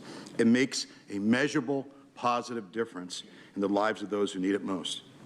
While still in process of being fully stood up, the Department of Homeless Solutions and Equitable Communities has wasted no time in accelerating work around homelessness. All of our work going forward is taking place through the new county framework for ending homelessness. With this framework, our Department of Homeless Solutions and Equitable Communities will serve as both an active participant and regional leader with the Regional Task Force for the Homeless and many others in bringing together the growing body of work being undertaken in all 18 cities and, yes, the entire unincorporated county. We seek to achieve a new level of coordination in helping the persons experiencing homelessness population and moving all of us toward the audacious goal of ending homelessness. First for this county board. We do so with this board's direction and with the understanding that for every person helped, there are family, friends, and community members who will be comforted by each successful intervention and service. This presentation presents a milestone a true milestone that will determine the direction of our unified regional efforts to improve the lives of our most vulnerable San Diegans. Now, before getting into the framework, we wanted to share with you the progress we made in standing up the innovative Department of Housing, Homeless Solutions, and Equitable Communities. This new department will serve as a connection, a bridge between county departments, all county departments, to better coordinate services and interventions. The department will operate with great urgency in providing a platform to engage in partnerships with all of our county advisory boards and planning commissions, cities, community-based organizations, businesses, and other regional partners, says, as mentioned, the Regional Task Force for the Homeless. Also, strategically leverage existing resources and pursue new resources, and serve as a catalyst for meaningful solutions and positive regional outcomes. Now, some of the tasks your board gave us include accessing current county services related to persons experiencing homelessness, determining how to improve efficiency and effectiveness with a focus on equity, data, and external collaboration, and ensuring alignment with the board's guiding principles for homelessness. With that understanding, on July 1st of this year, the Department of Homeless Solutions and Equitable Communities was operationalized, and I appointed Barbara Jimenez to serve as the department's leader in the newly created role of Community Operations Officer. As comprised, the department consists of 3 offices. The Office of Homeless Solutions, led by Omar Passons, which focuses on building coordinated, robust services, community outreach, and county cross-threading to assist people experiencing homelessness, as well as engaging in more upstream equitable prevention efforts. Second, the Office of Equitable Communities, led by Jennifer Bransford-Coons, focuses on enhancing community engagement and collaboration and devoting efforts to meet the needs of underserved communities throughout the entire county, with an emphasis on embracing diversity and social and health equity, and economic inclusion, and dealing with poverty. And the Office of Immigrant and Refugee Affairs is currently in the process of hiring someone to lead its mission of focusing on advancing equity and opportunity for our newcomers, our immigrants and refugee communities, by seeking community stakeholder input and applying regional academic research data and best practices. And since July 1st, all 3 offices have been under Barbara's leadership and continue to be actively assembling their teams. Now, when your board established this new department, it also adopted guiding principles for homelessness. And this was timely, as our region faces a significant shortage of affordable housing that will take time and demand a new level of collaboration, integration, and innovation to effectively address it. The adoption of guiding principles was done to ensure that current and future county actions on homelessness are focused on equity, are grounded in science and data, and are purposely thoughtful in recognizing the interdependent nature of the work required to address homelessness. As illustrated in this slide, these guiding principles drive our work forward in creating a person-centered system that emphasizes trauma-informed care and provides low-barrier access to culturally and linguistically appropriate health and social services, ensuring racial and social equity in all aspects of the work, and ensuring countywide regional leadership for a system that works collaboratively with cities and community partners, including our justice-involved partners, and focusing on non-law enforcement programs that emphasize and consolidate outreach efforts and public safety diversion to avoid cycles of incarceration, but also to help with care coordination for those that are released from detention facilities. Maximizing social service interactions to prevent homelessness in the first place, and committing to evidence-based, data-driven solutions that optimize programs and services that demonstrate effectiveness and capacity. This also includes investing in quality, timely, and accurate data collection, very important, and its analysis and reporting to best measure the effectiveness of regional homeless prevention and intervention efforts. Also, committing to a housing-first approach by engaging and encouraging residents in need to utilize available supportive services, and increasing access to affordable and appropriate housing, including housing necessary for resolving behavioral and/or physical health conditions. And lastly, creating sustainable programs with long-term funding. These principles served as the foundation for creating our framework for ending homelessness. Now, I'll turn it over to our agency team here that's represented by numerous departments who helped create this framework. I would say every single department in the Health and Human Service Agency and our partners in Land Use, Environment Group, Public Safety, and our finance group, have been a key member of this development. Barbara Jimenez will walk you through this new framework, and joining her will be Omar Passons from the Office of Homeless Solutions, David Estrella, our Director for County Department of Housing and Community Development, and Dr. Luke Bergman, Director of Behavioral Health Services, and Amy Thompson, our Agency Finance Director. So, Barbara, take it away. Thank you, Nick. We're very excited to present to you the County of San Diego's framework for ending homelessness that will guide existing and future regional efforts. This framework is aligned with County's Livable San Diego vision of a healthy, safe, and thriving community by improving the lives of persons at risk of and experiencing homelessness through enhanced funding, coordinated leadership, and innovative new programming. This framework was developed to operationalize the board's guiding principles on homelessness and will maximize existing and future regional work by creating a unified strategic approach with the ultimate goal of ending homelessness. It is the opportunity to shift from the approach of an emphasis on crisis management to a focus on enhanced person-centered services and sustainable housing solutions.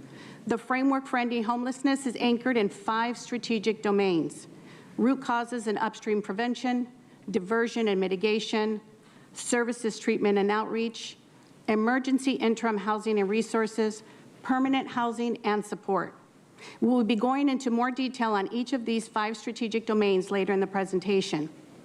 Each of these 5 strategic domains is always advanced by 5 key drivers that guide the county's approach. Those are person-centered, data, regional collaboration, sustainability, and equity. In addition, this strategic unified approach is in alignment and complements the framework for our future, which prioritizes communities and populations in San Diego that have been historically left behind. Importantly, this framework encompasses the county's ongoing work. It provides a clear vision to support forward, collaborative, and impactful progress. I'll now turn it over to Omar Passons to go over the framework's 5 key drivers.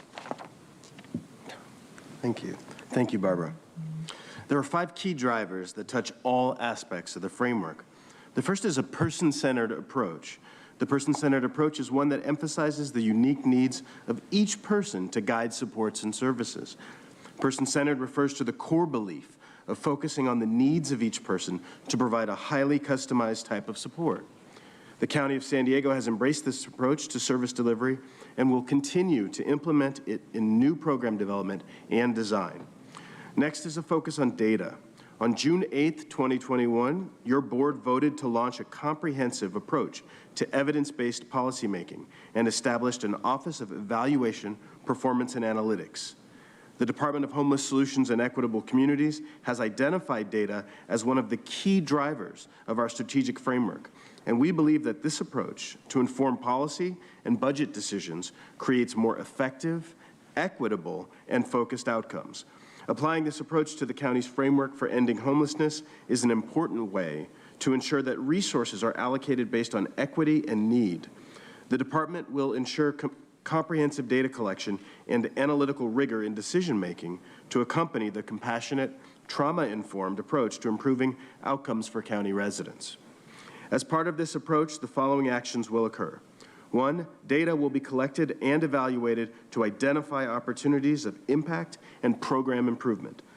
The data collection will include comparing demographics of the general population to those served by each program. 2, data points will be identified to drive goals and foster equity. 3, geographic mapping will be developed to inform place-based investments and to understand trends across our region. And 4, qualitative data from focus groups, including people with lived experience of homelessness and from diverse communities across every HHSA region, will be tracked along with numeric outcomes for complete assessments. Next, regional collaboration, which is essential to work with the community members, grassroots organizations, cities, and nonprofit groups throughout our region. The county partners and/or contracts with numerous organizations across the region to address homelessness and is building on these relationships to expand the response network. Partnerships with jurisdictions, service providers, and other agencies are crucial to homeless solutions.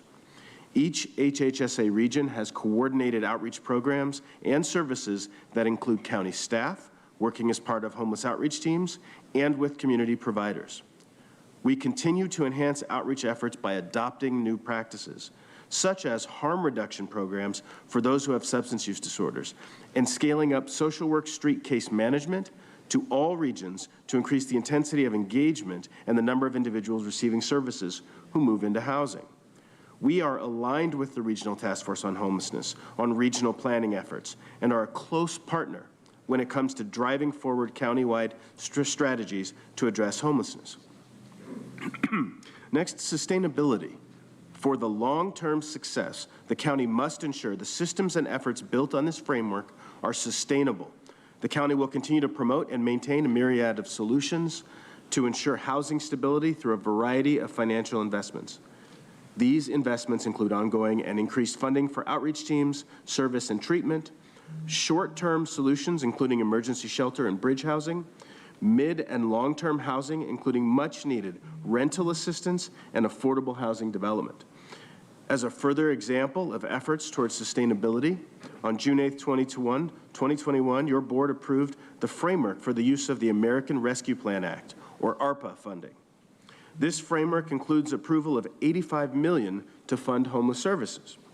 In addition to ARPA funding, the county expects to receive funding from the state for Project HomeKey, homeless housing and assistance prevention, and HomeSafe, and may receive competitive grant funding for care coordination and homeless family and encampment challenge grants. These resources will be coordinated together with existing and anticipated community resources to maximize investments in alignment with the framework. And finally, equity.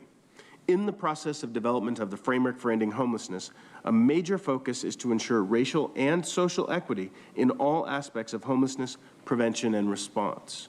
Any programs addressing homelessness have a significant and direct responsibility to ensure they are assessing their impact through a racial and equity lens by collecting, analyzing, and acting on data. Lastly, we are ensuring cross-collaboration between public safety, public health, behavioral health, self-sufficiency services, and other systems that persons experiencing or at risk of homelessness are part of to ensure these cross-sections are carefully evaluated and gaps are identified to drive our future interventions. Now I'd like to turn it back to Barbara. Thank you, Omar. To align existing and future efforts, this framework is anchored in 5 strategic domains. These domains represent the continuum of opportunities to end homelessness by preventing it when possible and reducing the length of time experienced by strengthening ways to remain housed. These are root causes and upstream prevention, diversion and mitigation, services, treatment and outreach, emergency interim house and resources, permanent housing, and support. These 5 domains strategically align existing and future county efforts and represent the continuum of opportunities to end homelessness by preventing it when possible and reducing the length of time experienced by strengthening ways to remain housed. We acknowledge that these domains do not represent a specific order that a person may go through and recognize that a person can find themselves in any of these domains at any given time. As we move into each domain, the examples you will hear represent county's existing and future programs, which we have categorized through the framework lens as a county of one. It is important to acknowledge there is tremendous collaboration and work being done by our cities, our Regional Task Force on Homelessness, regional alliances, and key stakeholders throughout the county. Our framework will align with the existing plans, and we hope to leverage existing efforts and move forward in a unified and collaborative manner to maximize outcomes to those in need. Next, we will discuss each strategic domain in more detail. The first domain of our framework is root causes and upstream prevention. This domain seeks to prevent homelessness by focusing on the root causes of homelessness and upstream prevention strategies. Strategies in this domain include addressing poverty and ensuring household stabilization and enrichment through employment programs and income supports, access to basic social services, and community empowerment activities. One of the key existing efforts in this domain are our self-sufficiency programs. Currently in San Diego County, there are over 1.2 million recipients of combined self-sufficiency programs. These programs are a safety net for many individuals. Some of the future efforts in this domain include Youth Services Fund, career pathways for foster youth, expansion of LGBTQ+, youth families, persons with disabilities, and seniors, as well as working collaboratively with Regional Task Force on Homelessness and our regional partners in enhancing our data tracking system. Our Youth Services Fund will help establish career pathways with a vision that all foster youth will transition from the foster care system with supports to complete their education and/or successfully enter the workforce. Career pathways will provide career assessment, employable skills and knowledge, financial incentives to current and former foster youth who are interested in pursuing careers with the County of San Diego. These efforts are planned to be operationalized as part of short-term future goals. Examples of our midterm future efforts is expansion of youth and family-focused direct services within our Office of Homeless Solutions. In collaboration with our education partners, we will continue our work to expand engagement with school districts and enhance our existing work in partnership with youth organizations. We plan to further engage with youth organizations and those who specialize in LGBTQ+ affirming services to thoughtfully build programs that are culturally sensitive and address the nuanced needs of these vulnerable populations. Additionally, we are partnering with our aging and independent services to future expansion of funding and services that will focus on our senior population. Our long-term work will focus on deepening our work with Regional Task Force on Homelessness, our city jurisdictions, regional alliances, and key stakeholders to enhance data tracking and analysis system that will help us build sustainable practices based on evidence and real-time information. I'll now turn it over to David Estrella to go over our next strategic domain. Thank you, Barbara. Even one short-term episode of homelessness is detrimental to a person's mental and physical health, as well as their economic and emotional well-being. Diversion and mitigation programs provide critical financial assistance to prevent a person or a household from experiencing homelessness. Existing programs that focus on this effort include the Emergency Rental Assistance Program, which has assisted nearly 15,000 households who have been impacted by COVID-19 with back rent and utilities. The Eviction Prevention Program that provided legal assistance to more than 13,000 households in fiscal year 2021. And the Emergency Solution Grants Program, which provided services such as rental assistance, security and utility assistance, and other customized supports for persons who are experiencing homelessness or at risk of homelessness. In fiscal year 2021, nearly 3,500 households received assistance through this program. Looking forward, ARPA funds will be utilized on programs such as eviction counseling, outreach and prevention legal services, as well as the development of a coordinated eviction prevention program. Direct cash assistance for disproportionately impacted populations, stimulus payments to low-income immigrants, and a security deposit assistance program for low-income renters. I will now hand the presentation over to Dr. Luke Bergman. Thank you, David. While the framework reflects a housing-first approach, complementary... Mayor, in a second to last row, your outbursts are disrupting the conduct of the meeting. This is your first warning. When you have public comment, you'll have the opportunity to speak. You're not going to interrupt others while they're speaking. Please continue, Dr. Bergman. While the framework reflects a housing-first approach, complementary and supportive services are critical for the success of our efforts. And the county has a well-established history of providing services, treatment, and outreach to support those at risk of homelessness. Just a few examples of these efforts include HHSA Regional Homeless Outreach Services, which have now been integrated into the Department of Homeless Solutions and Equitable Communities. These teams were recognized by the National Association of Counties in 2021 for partnership, collaboration, and the value they bring during outreach by delivering self-sufficiency programs in the field directly to people experiencing homelessness, as well as connections to other health and human services and county programs. In fiscal year 1920, this team had nearly 8,000 contacts with people experiencing homelessness. The Serial Inebriate Program provides screening and assessment as well as case management services to court-sentenced individuals as an alternative to custody. In fiscal year 2021, 146 people were cared for in this setting, reducing jail bookings and increasing connections to ongoing care. Assertive community treatment, full-service partnerships provide a strength-based case management component for people who are homeless with a serious mental illness. In fiscal year 2021, nearly 4,000 individuals received assistance, thanks to an investment of almost $65 million. As we look forward, we are setting in motion additional near, mid, and long-term strategies. In partnership with the City of San Diego, the county will implement community harm reduction teams, or CHARTs, as a leading edge of the county's comprehensive harm reduction strategy. CHARTs utilize a low-barrier, housing-first model that does not require mandated treatment, service compliance, or housing readiness for individuals with primary substance use disorder and/or co-occurring conditions. CHARTs provide outreach and engagement to connect people to behavioral health services, city-funded bridge shelters, and permanent supportive housing. The first CHART and CHART Bridge Shelter are set to launch in the coming weeks. And at the direction of your board, we are pursuing region-specific initiatives. In our North County pilot, for example, we'll add 10 direct services social workers for robust coverage of the North region in partnership with internal and external stakeholders by providing jurisdiction-tailored services. This program will launch in the coming weeks with expansion of similar services in East County planned for the winter of 2021. In the mid and longer terms, a flexible funding program will help provide assistance to people experiencing homelessness. And in order to streamline referral processes within the internal county enterprise, we're looking to implement a mobile application that will help county employees who have regular encounters with people experiencing homelessness, but who are not themselves outreach staff, such as park rangers or library staff, to be able to send direct referrals to the Department of Homeless Solutions and Equitable Communities. This outreach app will also improve data tracking and provide real-time information on location of encampments so services can be offered in a timely and effective manner.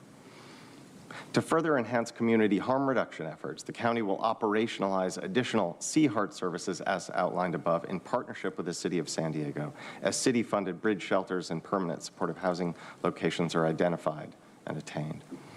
And in the long term, CHART and Safe Haven harm reduction services will eventually be expanded countywide, as ARPA funding will be used for collaborative partnership expansion of harm reduction emergency housing options throughout other regions. And now I'd like to hand it back to David. Thank you. Once a person becomes homeless, they experience food insecurity, lack of sanitary living conditions, and have a greater than 50% chance of being the victim of violence. This domain focuses on interventions for emergency and interim housing and housing-related supports to quickly intervene once their housing situation has destabilized into homelessness. The county's efforts serve economically vulnerable individuals and families, including those experiencing serious mental illness. These include the Regional Hotel Assistance Program and local rental subsidy programs. The Regional Hotel Program provides street outreach, emergency housing, case management, and housing navigation services to persons experiencing homelessness via hotel vouchers and a 2-year local rental subsidy voucher, these serving as an exit strategy. Housing Our Youth provides specialized housing assistance to youth and young adults through age 24 who are at risk or experiencing homelessness. The Community Care Coordination Program provides comprehensive care coordination, service navigation, and immediate housing assistance to individuals experiencing homelessness or at risk of homelessness, and are re-entering the community from local detention and re-entry facilities. The short-term and bridge housing programs provide transitional housing and supportive services by providing short-term transitional beds. And the Home Finder and Tenant Peer Support Services Program, which provides housing search, identification assistance, and housing support services to secure safe and affordable housing. Additionally, HHSA and the county's Department of Planning and Development Services are coordinating a zoning ordinance amendment and the development of a siting framework, which could lead to the expansion of emergency and other housing options in the unincorporated areas of the county. On this slide, we will navigate through the various interventions that address homelessness. It is important to recognize that permanent housing coupled with supportive services is crucial to increasing housing stability, improving health and well-being, and in cultivating independent living skills. This domain focuses on affordable housing, subsidized housing, supportive housing, employment and income supports, links to health care and health homes, and other supportive services. The county has a variety of programs that support and create affordable housing. We will discuss several programs here, and you will also see key senior housing opportunities under the auspices of the Aging Roadmap in the following presentation led by Director Kim Gallo. First, the Housing Choice Voucher, or Section 8 program, reduces homelessness and other hardships, lifting more than 10,000 households out of poverty, and gives families an opportunity to move to safer, less impoverished neighborhoods. These efforts are closely linked to educational development and health benefits that can improve children's long-term possibilities and reduce costs in other public programs. In fiscal year 2021, 10,800 households received assistance, expending $160 million. The No Place Like Home program provides funding for the development of permanent supportive housing for persons who need mental health services and are experiencing homelessness, chronic homelessness, or who are at risk of chronic homelessness. 8 developments have been awarded with nearly $70 million to create 236 permanent affordable units. Also, through the Local Government Special Needs Housing Program, the county has dedicated more than $53 million of Mental Health Services Act funds to create 377 permanent supportive housing units. And the Innovative Housing Trust Fund invested $50 million to leverage $567 million in other public and private funds to create nearly 1,400 permanent affordable housing units within 20 developments in 15 communities throughout San Diego County. Looking forward, upcoming efforts include investing ARPA funds for development of housing for extremely low-income households and to fill financial gaps for upcoming developments.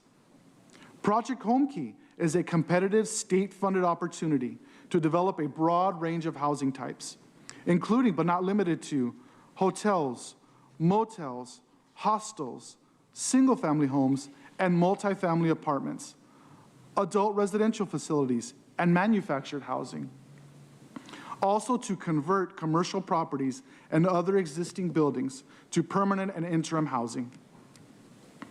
Across our enterprise, we will expand emergency, transitional, and permanent supportive and other affordable housing options by leveraging future county, state, and federal funding, including the state's Project HomeKey program, and continuing to work with our region's cities on a coordinated and shared vision when it comes to expansion of housing countywide.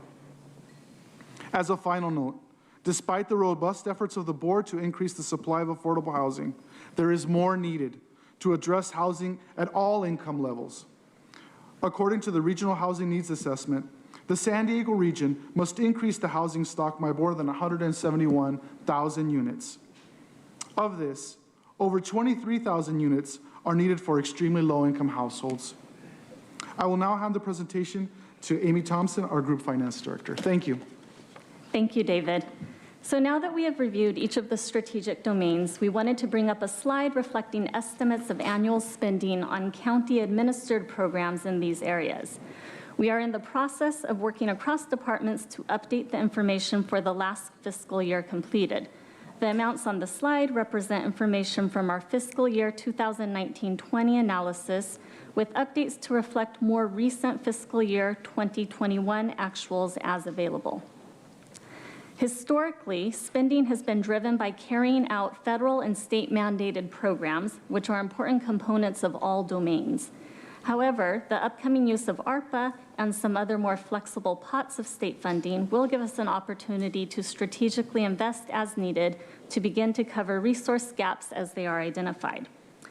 The largest area on the left is in root cause and upstream prevention and includes direct client assistance for mandated safety net services referenced earlier, such as CalFresh and CalWorks.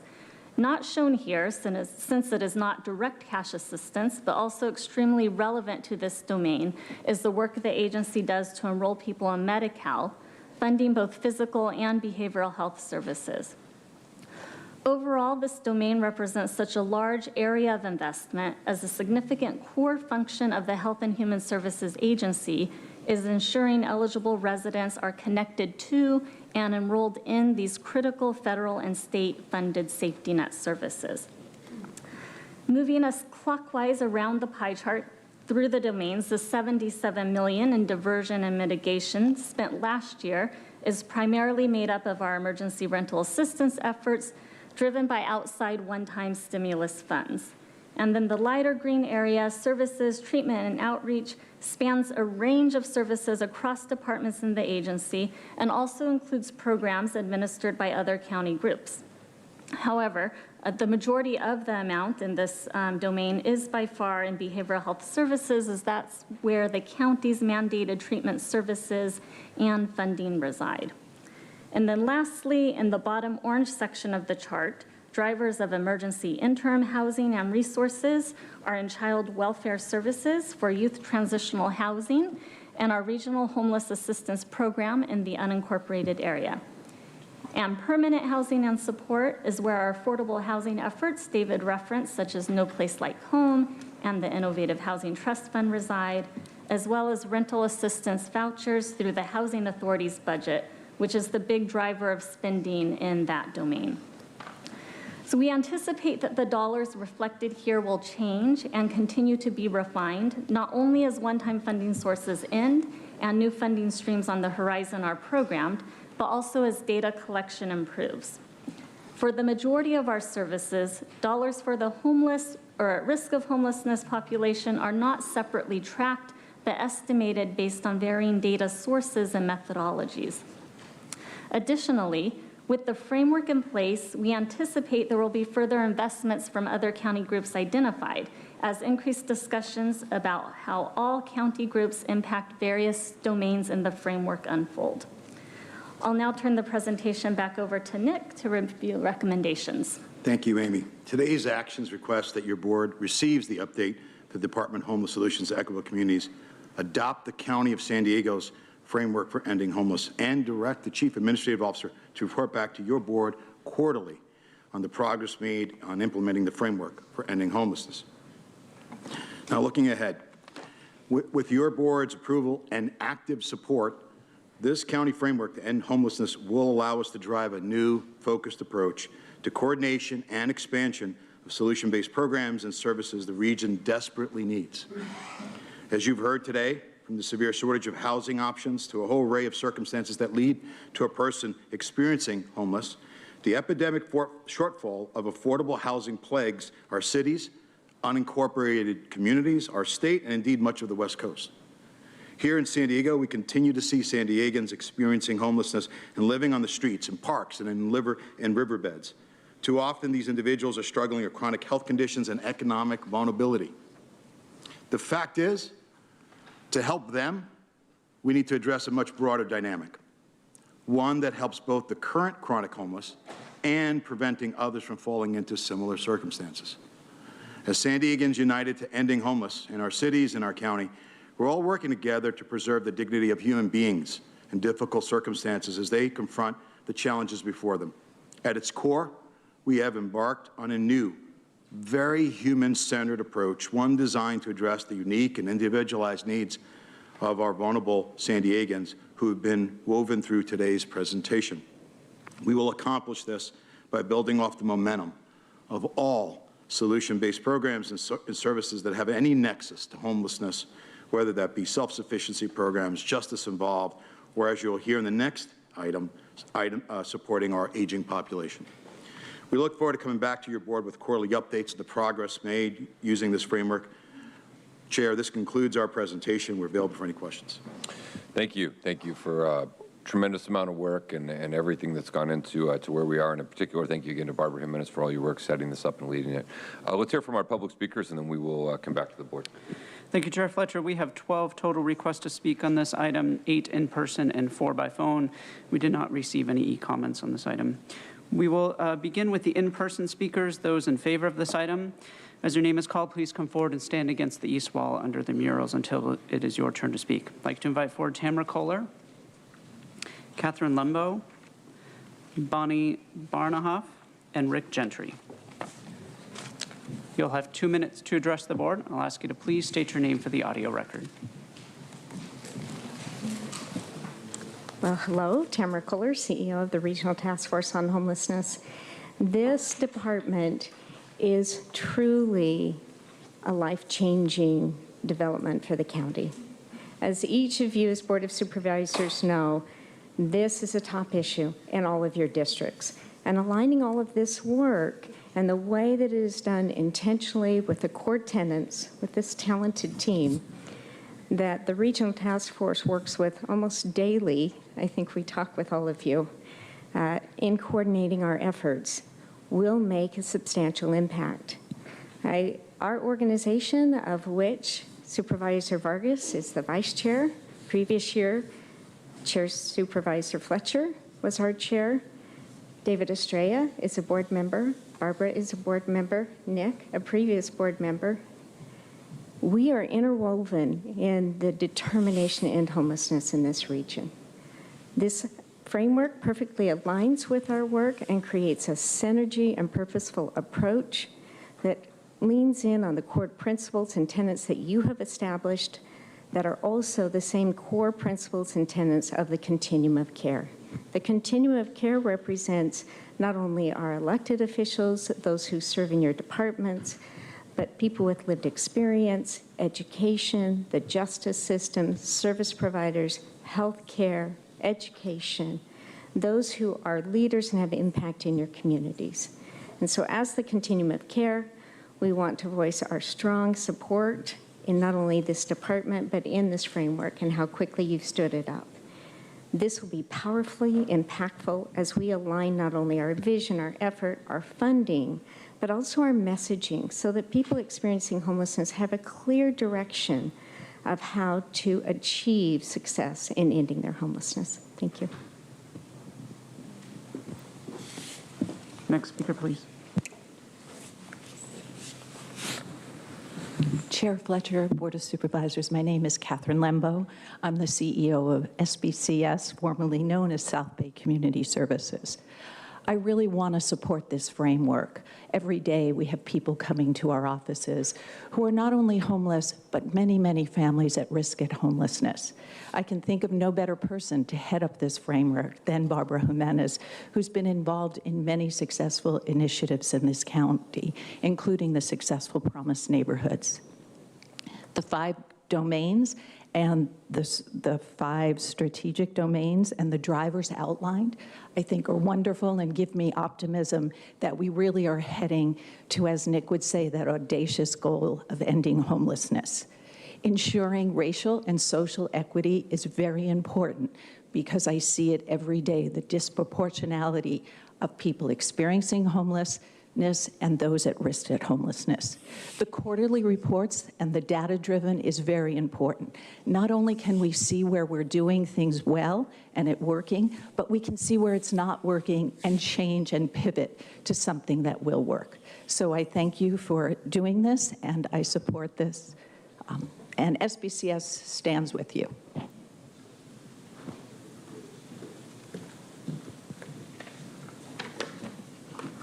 Good morning, members of the board. My name is Bonnie Baranoff. I'm a resident of District 2. As a member of the East County Homeless Task Force and former chair of La Mesa's Citizen Task Force on Homelessness, I fully support and I urge you to adopt the proposed framework for ending homelessness today. I appreciate this board's commitment and support to housing and supportive services for our unhoused and at-risk neighbors, and that you're acknowledging and responding to the root causes of homelessness. The East County Homeless Task Force is eager to continue our collaboration with the county to make positive housing and health changes in the East region. And I look forward to seeing some of you at La Mesa's point in time count on January 27th. And I think it's fair to say that everybody in this room and people that are listening care deeply in some way or another about this issue. So I invite everybody in this room to join us at the point in time count on January 27th. Thank you.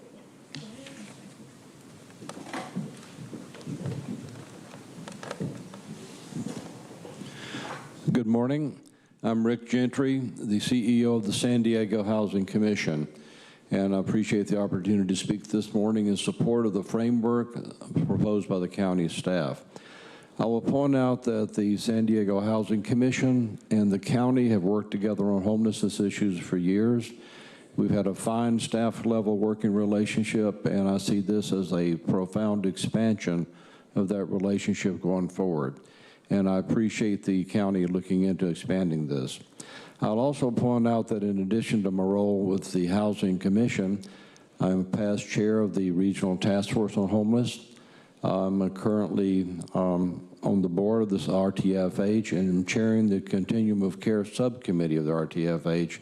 So as you can see, the City Housing Commission is deeply woven into the fabric of curing the homelessness problem in the city of San Diego. We look forward to working with you throughout the county as well. Thank you all very much. We'll now hear from the speakers in opposition to this item. As your name is called, please come forward and line up under the murals on the east wall. I'd like to invite forward Alan C., Audra, Kathleen Melanakos, and Katie Taylor. Hi, good morning, Alan. I brought up last month about over $1 billion, sir. How heartless is that you're not even allowing treatment? Just going to put them in, let them shoot up, and just put them away like prisoners. Enough of this. Let me let the Admiral tell you why. Oh, volume. Okay, great. And the first thing they do is inspect my bed. If you did it right, the corners would be square, the covers would be pulled tight, the pillow centered just under the headboard, and the extra blanket folded neatly at the foot of the rack. It was a simple task, mundane at best, but every morning we were required to make our bed to perfection. It seemed a little ridiculous at the time, particularly in light of the fact that we were aspiring to be real warriors, tough, battle-hardened SEALs. But the wisdom of this simple act has been proven to me many times over. If you make your bed every morning, you will have accomplished the first task of the day. It will give you a small sense of pride, and it will encourage you to do another task, and another, and another. And by the end of the day, that one task completed will have turned into many tasks completed. Making your bed will also reinforce the fact that the little things in life matter. If you can't do the little things right, you'll never be able to do the big things right. And if by chance you have a miserable day, you will come home to a bed that is made, that you made. And a made bed gives you encouragement that tomorrow will be better. So if you want to change the world, start off by making your bed. The point I'm making, sir, is give them a sense of self-worth. Don't just put them away and lock them up. Give them a job. Over $1 billion and not even a job, a sense of self-worth, and no treatment. Make them live. Carpe diem, live life to the fullest. Thank you. Next, Thank you. Please.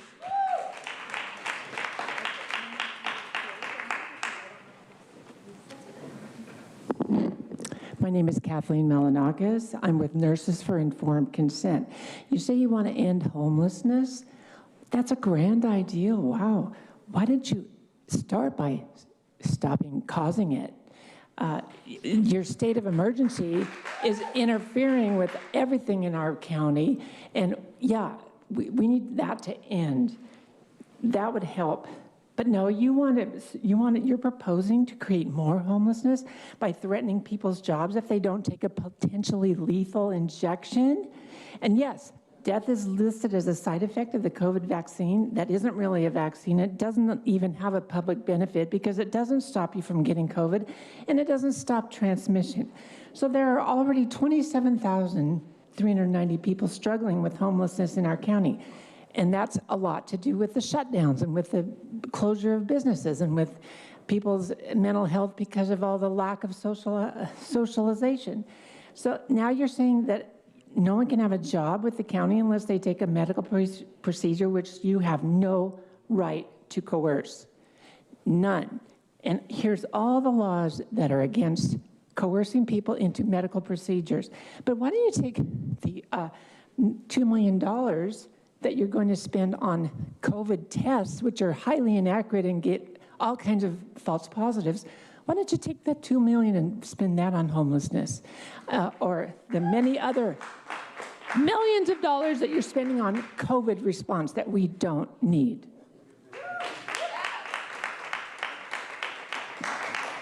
Next speaker, please.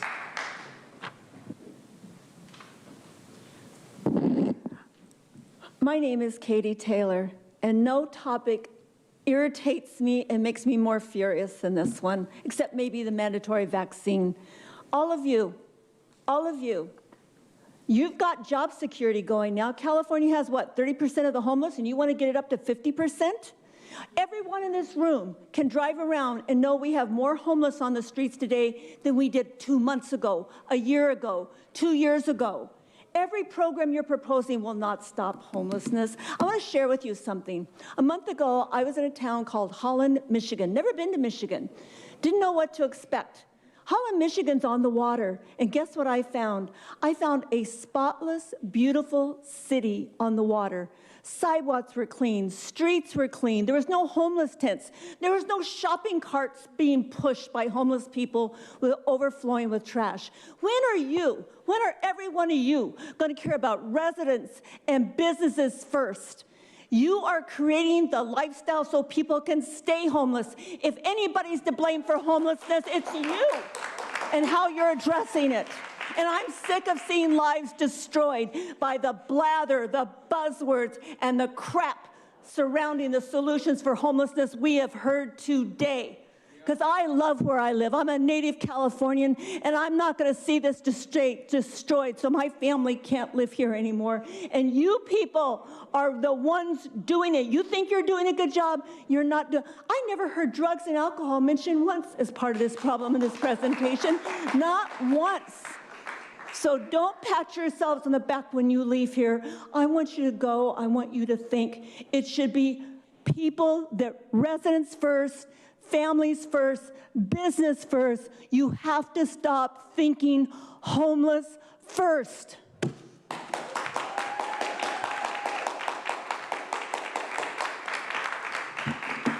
Audra, so this is a super loaded agenda item. It's crazy. There's $1,240,000,000. So great. I wish I could have that to go shopping, Nora. I could get something like you're wearing. But regardless, so I mean, these refugees, you're going to give them stimulus checks, so isn't Biden giving them $450,000? Yeah. So are you going to check and see if they got that money before you help them out? And why are you helping them out as opposed to the people? So like you can't take that $162,346 per homeless person with that $1 billion and give that to, maybe the residents. Why are you just spending all this money? Because you have to do 171,000 homes. You can't even complete under 400 of them. I mean, your shortfall is 90%. So why would you think that you can complete 171,000 homes for these people? And all while you're buying homes from people and then creating like units within these houses that goes with your climate change plan to keep people really in dense populated areas. You're just using ARPA funding to leverage more resources. So is $1,240,000,000 not enough? You have to leverage more money to combat a problem that you're creating. So, how much are you guys getting paid? Does a landlord get paid if they house people who are homeless? No. What kind of money goes in your guys' pockets for doing this? How much ARPA funds? A lot? Enough to buy those masks? Good to know. We will now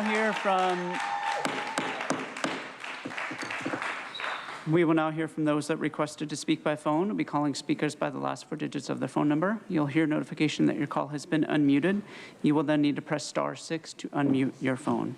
I'll ask you to please state your name for the audio record, and I'll remind the callers that they should mute their TV or live video stream before they begin speaking. And if you could please identify the callers. Our first caller is 70007000. Please press *6 to unmute.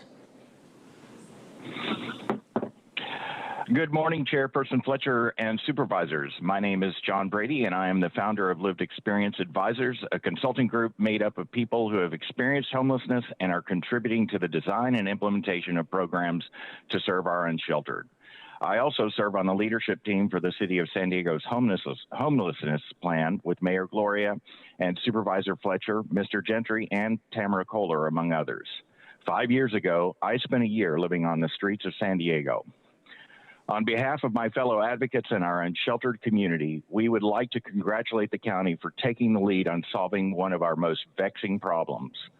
I also want to recognize the ever-growing collaboration with the community, Mayor Gloria's office, RTFH, the San Diego Housing Commission, and many others.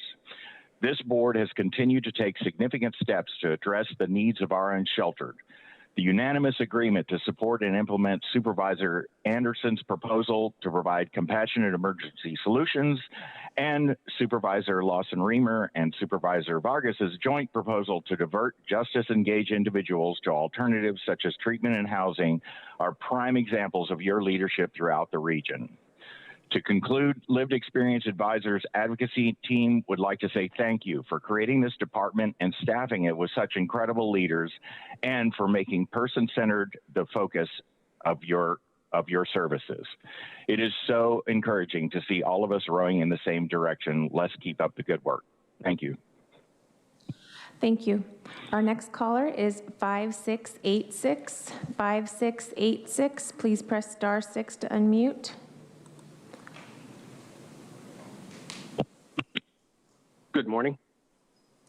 My name is Jimmy Lindeman. The homeless situation in San Diego County has reached crisis levels. There's not a region in our county that's not currently impacted by this situation. I support the board that they've added this as a framework because we do need to find ways to resolve this crisis. Today's update identified that resolving root causes is necessary to have impacts on this crisis.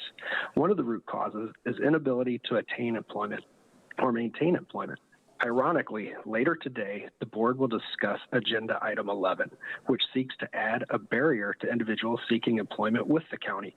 No longer will candidates be solely evaluated on professional characteristics, but based on their medical status.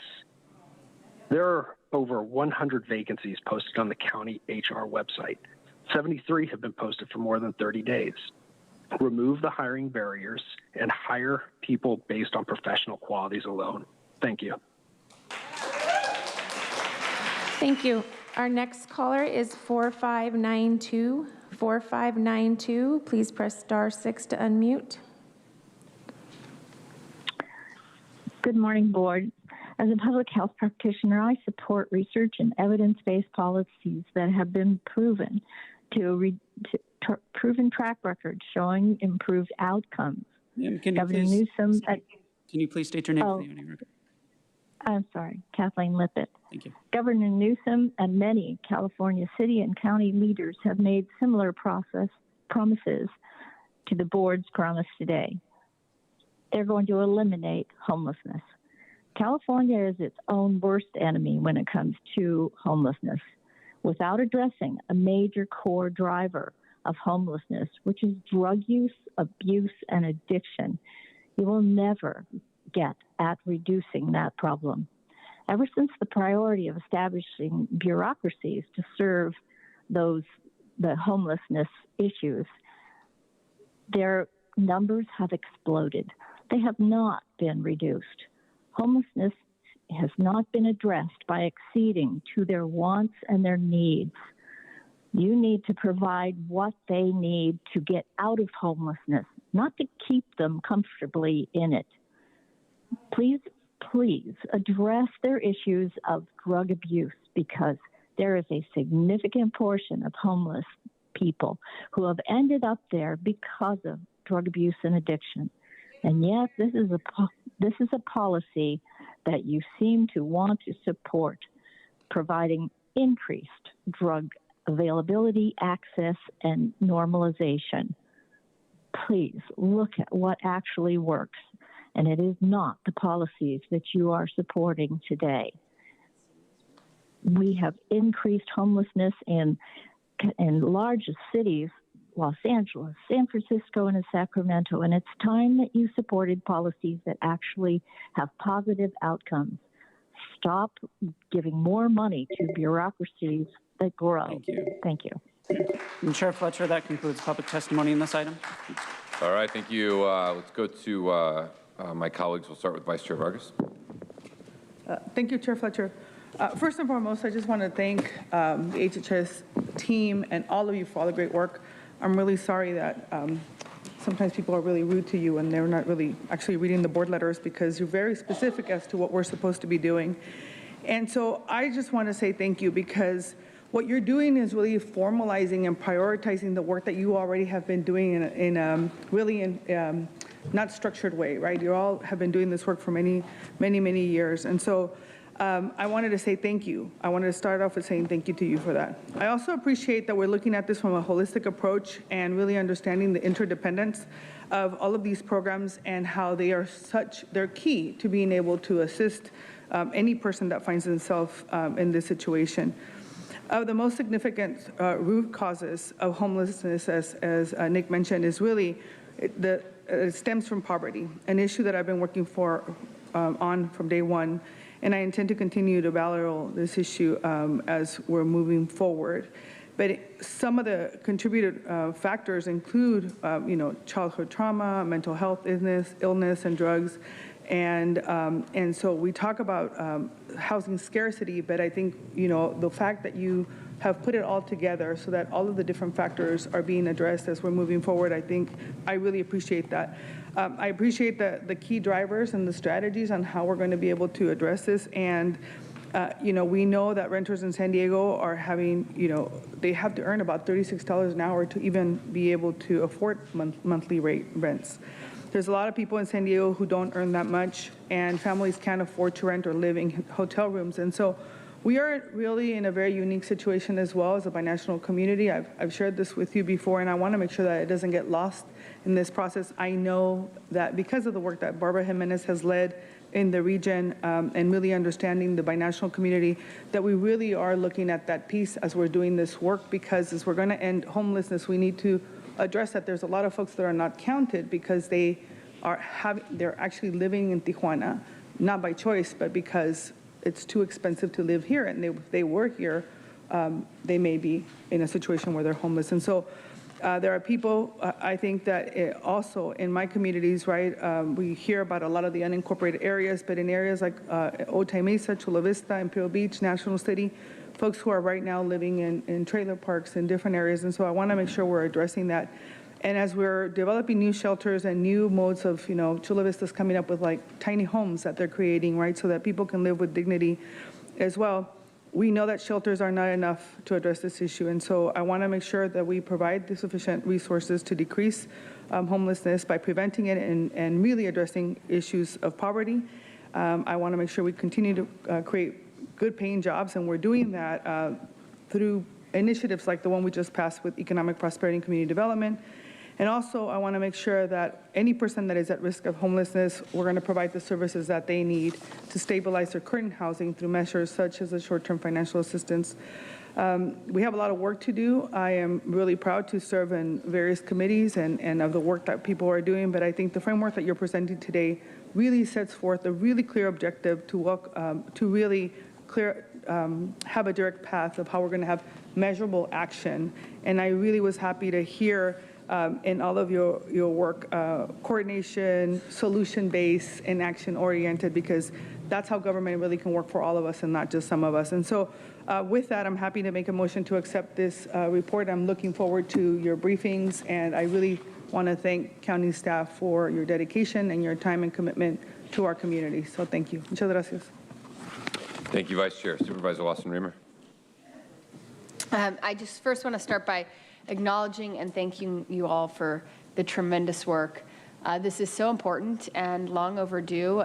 Clearly, homelessness is one of our biggest problems in our region, and we can't possibly tackle it without a cohesive strategy. So thank you for the vision of putting one together and thinking holistically about how complex this issue is. and all the moving parts. So thank you for the great work. Just want to comment on a couple pieces that I want to uplift in terms of what I think is important moving forward. We know that about 40% of the folks who, individuals who are in our jail system, were homeless at the time of arrest. So it's really vital that as we think about our homelessness strategy, that we think about it part and parcel with the work that we're doing as a board on alternatives to incarceration, and that our homelessness strategy has to be thought about and put together hand in hand with an alternatives to incarceration strategy as well, which we've already embarked upon at this board. You know, I think we all know that right now jails are the frontline response. There are no other real solutions.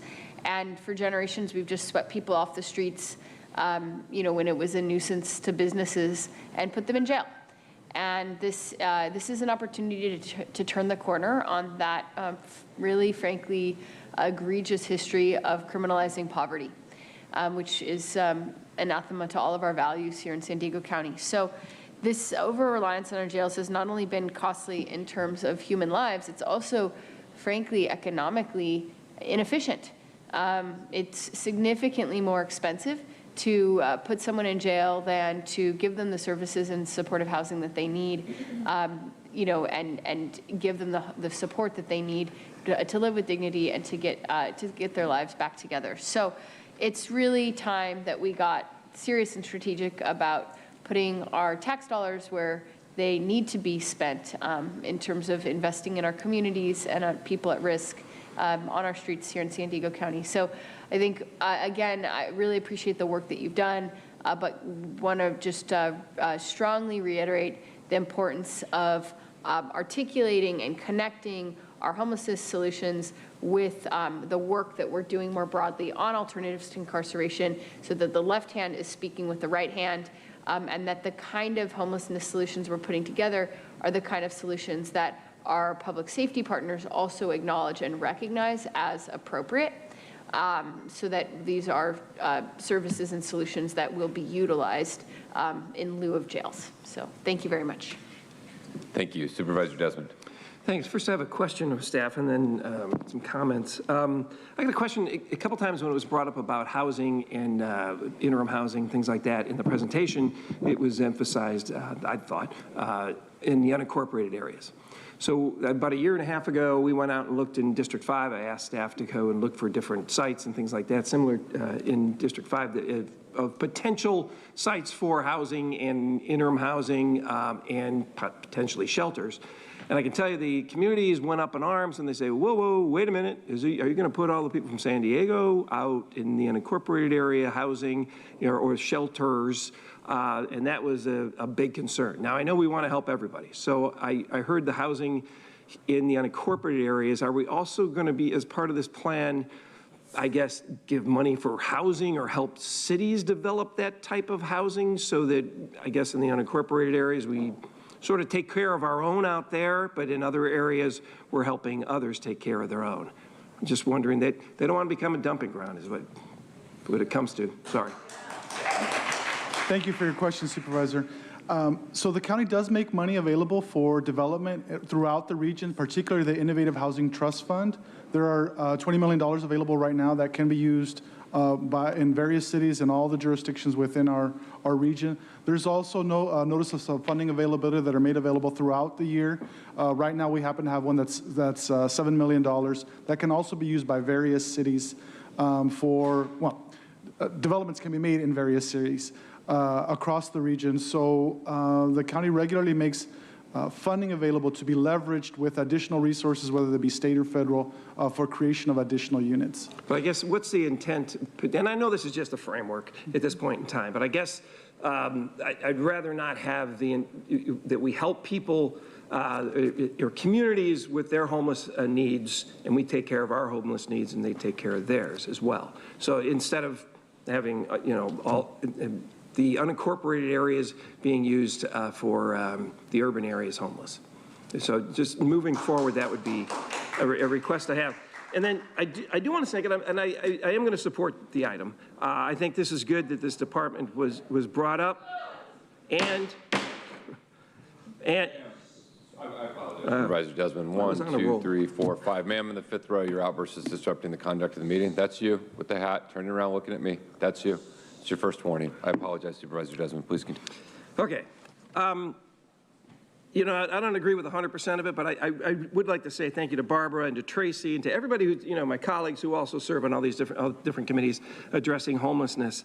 And I'm an impatient man. I'm getting old, and so I'm looking more towards the implementation. So I'm going to be, you know, talking about implementation here, and you know, this is all well and good, but to a lot of the homeless, if you bring this whole program out on a silver platter and you give it to some homeless people that are living in parks and under underpasses and things like that, and you hand it to them, you say, hey, we're going to help you with treatment, we're going to give you a place to live.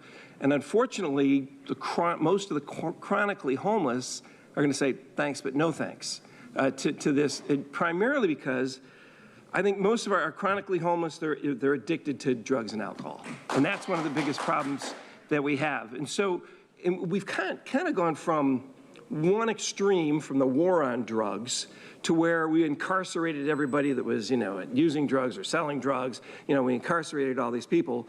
And now we've gone to the other extreme of, well, now they're just living on our sidewalks and parks and underpasses.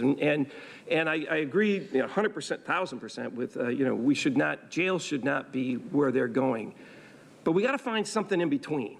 Because right now they're all, and I know you're working on that, and this framework gets there. But, you know, we're a caring nation. You know, if we took this from a healthcare perspective, if somebody was having a heart attack on the street, or somebody's having a stroke, or somebody gets hit by a bicycle, they fall off their bike or something, we run to them for help, and we try to help them and help them right away. But if we see somebody screaming in the bushes, or defecating in the bushes, or ODing, or walking around like a zombie, it's like, nothing to see here, nothing to do. So unfortunately, our society, we've kind of accepted that. And to me, I think we're better than that.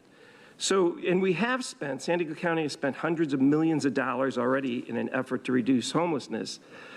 But however, I think we continue to see the same problem expanding with very little visible results, because every community I go and talk to, every Chamber of Commerce, every Rotary Club, whatever it is I go and talk to, homelessness, homelessness, homelessness.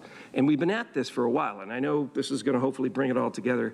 And to be fair, I know there's been many successes that the staff has had in triaging some homeless individuals, helping them out, families that are homeless, helping with rental assistance, and even people getting them off of the cycles of drug addiction and alcohol. But I know it's not enough, and the problem seems to be getting worse, as we've seen in San Francisco with Housing First programs, and as we've seen in Seattle and Sacramento, things are getting worse. And so, and maybe that's just visibly, you know, what people see driving by.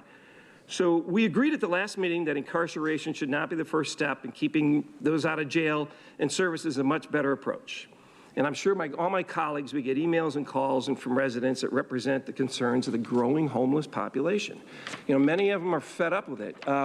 We had an encampment that just got cleared on the 78 and Emerald intersection. Caltrans came in and they cleared it. Actually, all they did was they took it and moved it to the city property that's adjacent to what the Caltrans property was. And in the exchange of emails, they said, this is the 14th time we've cleared off this intersection, or this interchange. So, you know, I think it's impractical. You know, we're hurting businesses, recreation areas, freeway on-ramps, overpasses, and the blight from the incredible amount of garbage that you sometimes see produced by these open-air, drug-addicted encampments. And I think it's inhumane to allow people to live like this. It's our fault. It's inhumane for us to allow this. And as a society, we can do better. But I think we need to stop neglecting those with destructive behaviors, drugs and alcohol, who are unable to care for themselves, and we allow them to live in filth, squalor, and camp, and sleep and defecate in public places. We're the problem, turning a blind eye on their plight and allowing this personal destruction. But Housing First allows people, if we give them a house, it allows them to continue their alcohol and drug addiction and to continue in that use. And although this is a tool that can be used, I don't think it's the only tool. We've got many up in North County, Solutions for Change, other entities that don't allow substance abuse in their programs. They're effective. They're not the only tool, but they're a tool. And I think we should explore those other options to deal with this problem. So, but without, if somebody doesn't want to be helped and just refuses help, that's kind of where we're stuck right now. If they don't want help, they don't want housing, they'd rather be closer access to drugs and alcohol, and they're not going to get that if they go into a house. So our shelters and free housing should not be a revolving door. We need to have some sort of accountability. We have to have some treatment and incentives to get people out of the addiction cycle. And I think we need to be willing to enforce removing the encampments and people out of encampments and into treatment. We got to come into some sort of conservatorship. And for those in need of treatment and health care, I mean, we should be a caring enough society to say, hey, we're not going to, we don't need to put up with this anymore. And publicly provided beds and housing should not be a revolving door, which is what is going to happen if we keep allowing people to use drugs and alcohol. We need to get them into treatment as best we can. Some may say it's inhumane to force people off the streets and into treatment. And I think it's more inhumane to leave them there. So what I'd like to see maybe built in, and this is, incentives. Incentives, okay, if we get somebody come in with housing first, which is good, and they come in and they're, potentially ready to get off of, maybe they come into a shelter, maybe a one-bedroom apartment or something like that. Maybe there's an incentive to where if they enter treatment, they can get a two-bedroom apartment or an apartment with, nicer furnishing, some sort of incentive to get them into treatment. And I think we need to explore bigger levels of conservatorship. So let me be clear, this is not the staff. This is, you've been doing a wonderful job with the tools that you've had in place. But I think this is on us, the policymakers. And I want to live in a county where homelessness is no longer a choice. I really do. It shouldn't be a choice. We should have housing, we should have treatment, we should have the programs. And I know you're getting to that with the framework for this program, which is why I'm going to support it. So I know we all want to support programs and solutions that work and improve overall life and with those experience homelessness in our counties, and we need a mix of tools in the toolbox, not just the housing first that allows people to continue using drugs and alcohol. I think it is detrimental to their health, and we're just going to be another San Francisco and Seattle and Sacramento. So we have to explore other drug-free programs that work. So I'm going to be supporting this item. However, I really want more progress rather than rehashing the same old topics with the same old buzzwords when it comes to moving our county forward and solving this homelessness problem that we face. Thank you very much. Supervisor Anderson. First of all, I want to thank all of my colleagues for supporting my board letter, looking at alternatives for the interim, but I think that the answer is what's before us now and moving forward. And I had the same concerns. For far too long, the unincorporated has been a dumping grounds for the cities. And I also understand that if we build facilities, we can't let them empty. They have to be filled. You can't supply beds and then deny people access.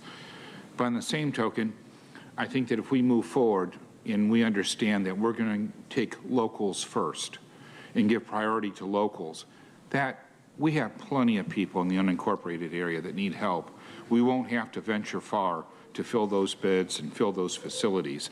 And I think that communities will be hugely in support of our efforts if they know there's progress. And I don't expect that we're ever going to hit 100%. We've had homelessness from the beginning of time. However, we were looking at promoting safe parking because we have working poor that live in cars. The cost of living is too high. And, in my board letter, we provided to look for those safe harbors for people to live and hopefully graduate from to a more permanent location. If we can just help those people, it's a win.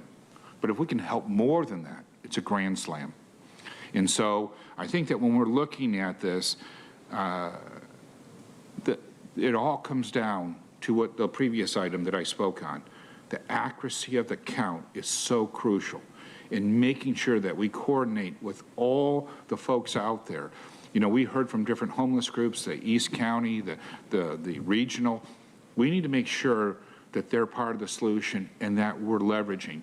Everywhere I've gone in my district, people have said, hey, I wonder if they counted those folks.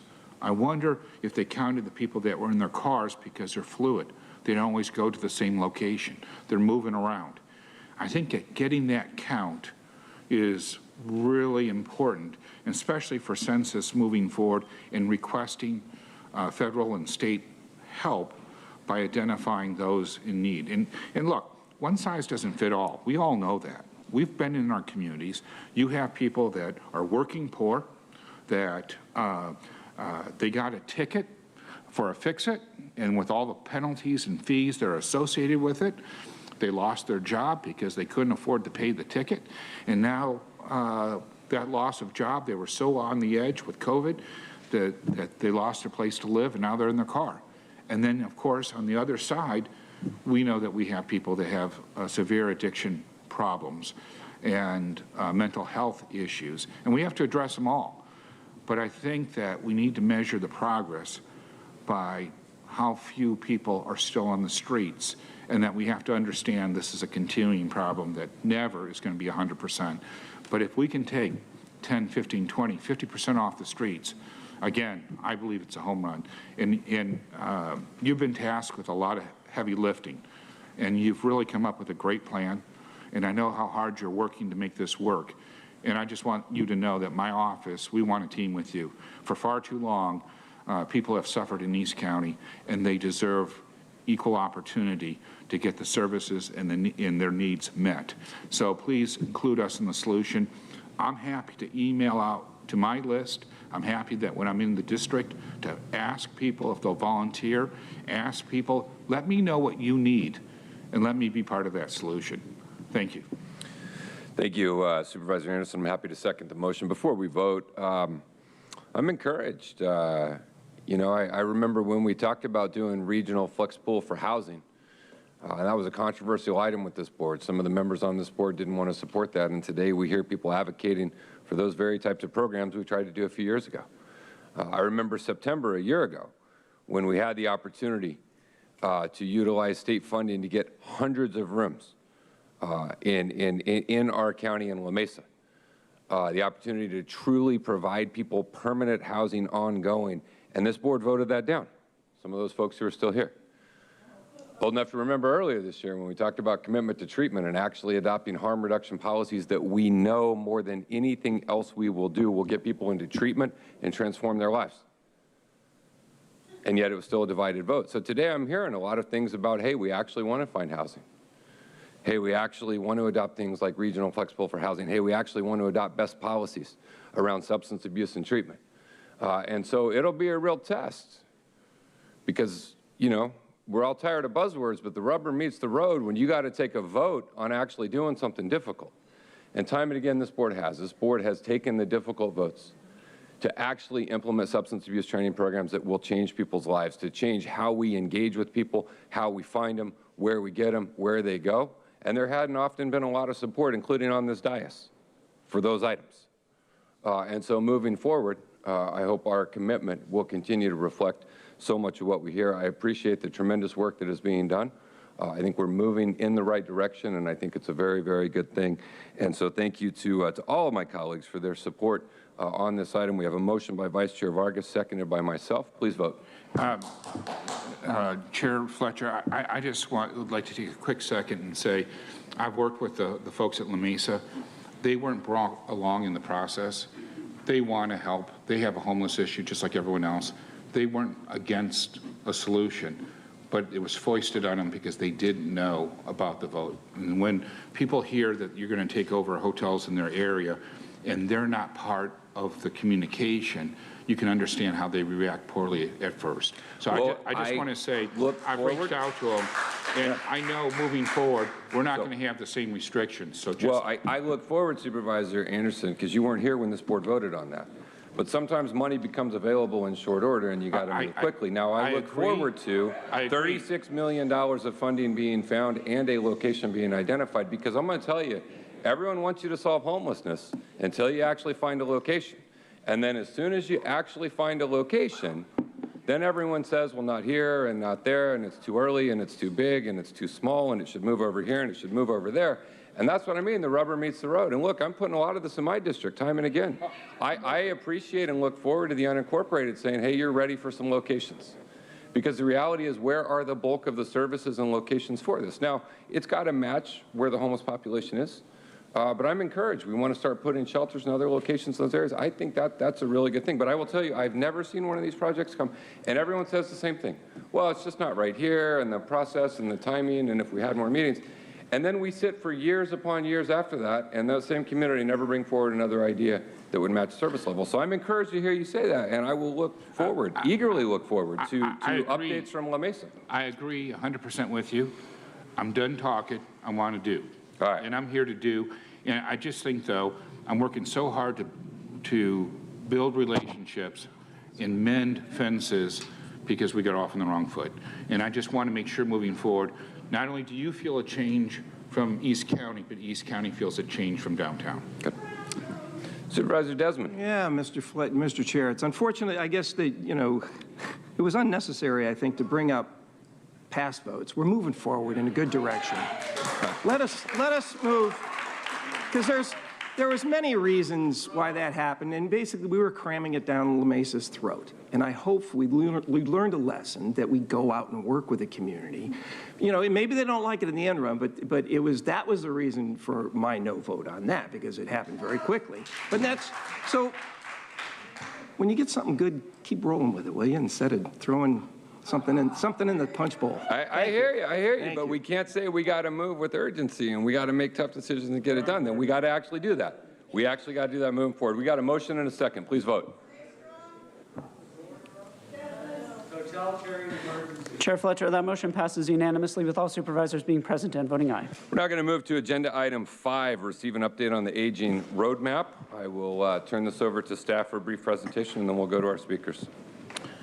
Chair Fletcher and members of the board, we are very pleased to present an update on our county's aging roadmap. This is the Health and Human Service Agency's comprehensive plan to ensure that our entire region has programs and communities that support the needs and celebrate the contributions of our growing population of older adults throughout San Diego County. Our work is informed by data, driven by health equity, and accomplished through many partnerships, which include our county staff, our county advisory boards, community-based organizations, cities, faith-based organizations, our labor partners such as SEIU and UDW, business community, and philanthropy, most notably the San Diego Foundation and West Health. Today, we'll review the accomplishments of a range of solution-based programs that work to support our older adults. We'll also address the adjustments we've made to meet the needs of older adults during the COVID-19 pandemic, as well as projects helping house homeless seniors. Now, here to present the details of our update is Kim Gallo, our Director for Aging and Adult Services within the Aging and Dependent Services Division. Kim? Thank you, Nick. Having a comprehensive plan for older adult services in our region is essential. The older adult population is growing rapidly. As you can see, in 2010, there were approximately 500,000 San Diegans over the age of 60. By 2030, that number will be well over 800,000. Given this projected growth, it is crucial that we take older adults' needs into account as we plan for the future. The goal of the Aging Roadmap is to create supportive and inclusive communities where people of all ages and ability have an equitable opportunity to thrive. The roadmap aligns with and supports the board's framework for our future by actively working on assessing and improving equity for all people of all ages. It is the product of multiple phases of community input and collaboration. The 10 priority areas include caregiver support, safety, preparedness and response, silver economy, medical and social services systems, social participation, dementia-friendly, health and community support, housing, and transportation. Although we have accomplishments in all 10 areas, today's presentations highlight several key achievements from the past year, starting with the area of preparedness and response. Older adults and people who may need assistance are disproportionately affected during times of disaster. To help vulnerable residents prepare for emergencies such as fires, earthquakes, and power outages, AIS partnered with the County of San Diego Office of Emergency Services to create a personal disaster plan. To ensure equitable access to this important resource, the plan is now available in 12 languages, and an audio version is available on the readysandiego.org website. Printed versions are also distributed in multiple languages in coordination with county libraries and the AIS Outreach and Education team. Providing quality care for older adults and individuals with disabilities requires coordination among medical and social services to offer proactive and seamless support. Serving over 30,000 older adults and individuals with disabilities, including children, throughout the county, in-home support services helps clients remain in their own home by assisting with personal care and tasks around the home. In March of 2021, this board approved increased public outreach for the IHSS program, including an education campaign and greater visibility on county websites, and increased caregiver recruitments in underserved communities. Since then, our AIS call center has experienced an increased number of inquiries and applications for this program. The public authority, which oversees the caregiver aspect of in-home support services, including recruitment, training, and payment, is exploring specialized training opportunities to deeper provider and client supports. In addition, the public authority has increased recruitment efforts for caregivers in communities where they are needed the most. These efforts aim to increase equitable access to in-home support services for the people in greatest need of this very significant safety net program. Another key achievement was the advancement of the San Diego Emergency Care Initiative, also known as GETA. Going to the emergency department can be a stressful experience for older adults. Emergency departments with geriatric accreditation can improve older adults' experience by modifying the physical environment, adding senior-specific protocols, and providing staff with special training. The initiative, a partnership involving the county, the West Health Institute, the region's major health systems, and the Hospital Association of San Diego and Imperial County, aims to achieve geriatric accreditation for all emergency departments in our region. With the majority of San Diego emergency departments having now received accreditation, San Diego County is poised to be the first county in the nation to offer accredited senior-friendly emergency care for older adults across San Diego. Health and community services are key to helping older adults live independently. During the pandemic, county staff and community partners worked together to ensure that older adults lived independently had access to food. Home-delivered and pickup meals tripled from approximately 100,000 per month pre-pandemic to over 300,000 per month during the pandemic. AIS staff also implemented the Great Plates Delivered, Home Meals for Seniors, and the Great Plates 2.0 Dinner Delivered programs. Through these programs, AIS collaborated with over 40 local restaurants to serve over 4.5 million meals to seniors and people with disabilities. In addition, support was provided to food banks so that vulnerable residents throughout the county, including many rural areas, had access to food. Another area of focus is increasing access to technology. The pandemic really brought to light gaps in this area. So in the fall of 2020, and later again this week, AIS is partnering with San Diego Oasis to hold a virtual technology fair aimed at increasing older adults' comfort with technology. These fairs have been a great success. In 2020, we had over 2,500 participants logging in from all over the county. To address social isolation among older adults, the South County Action Network, a community group coordinated by county staff, received a grant to provide iPads and technology training in English or Spanish to 60 older adults living in low-income senior housing apartments in Chula Vista. Because the pilot was so successful, the funder has awarded the Chicano Federation a $200,000 grant to implement this model in 3 other low-income senior housing sites. Lesson learned from these initiatives will form our new project with IHSS recipients and caregivers, where we will use technology to improve access to mental health resources. Senior villages are also becoming a popular voluntary organizational model in which seniors help other seniors. In March of 2021, our AgeWell team hosted the Village Summit to provide village leaders and members an opportunity to network and share best practices. Over 60 residents attended from many parts of the county, including village leaders from City Heights, Tierra Santa, and Scripps Ranch. AIS has been partnering with the Office of Homeless Solutions and Equitable Communities and with Behavioral Health to bring more information and resources to rural underserved communities, including special events at the Butterfield RV Park in Julian and to elder members of the Palo Band of Mission Indians at the Indian Health Council in Palo. In San Diego County, there are nearly 100,000 people living with Alzheimer's disease or a related dementia. In dementia-friendly communities, people living with dementia are valued and feel supported to live independently for as long as possible. Significant work was completed this year by the Alzheimer's Clinical Roundtable, which includes leading specialists from each of San Diego's healthcare systems. This group released an updated version of the physician's guidelines for screening, evaluation, and treatment of Alzheimer's disease and related dementias. These guidelines also include information to connect patients and caregivers to respite care and other local resources. With each health system using the same set of standardized tools and the highest standards of care, San Diego is now recognized as a national leader in addressing Alzheimer's disease. As you heard earlier from Barbara and David and Luke and Omar and Nick, our vision, housing is at the cornerstone of our age-friendly work. Our vision is for safe and affordable housing that is located near goods, services, and activities, and allows older adults to age in their community. This vision aligns with the county's climate action plan and also with the framework for ending homelessness, which was just approved by your board. Achieving our vision includes 3 main strategies.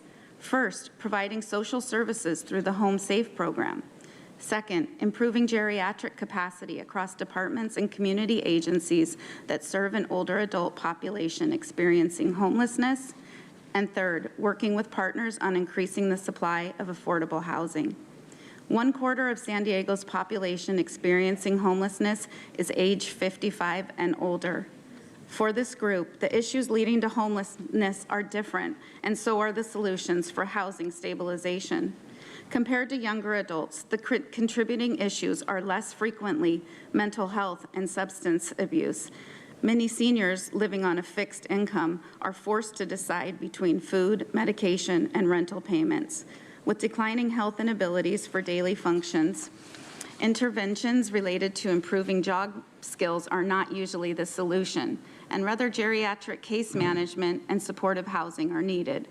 We are pleased that HHSA's Housing and Community Development has been able to assist more than 2,500 seniors through the ERAP, Rental Assistance Program for tenants and landlords. The Home Safe grants provide state funding for adult protective services to identify clients that are at risk of homelessness and connect them with housing navigation services and funds for rapid rehousing.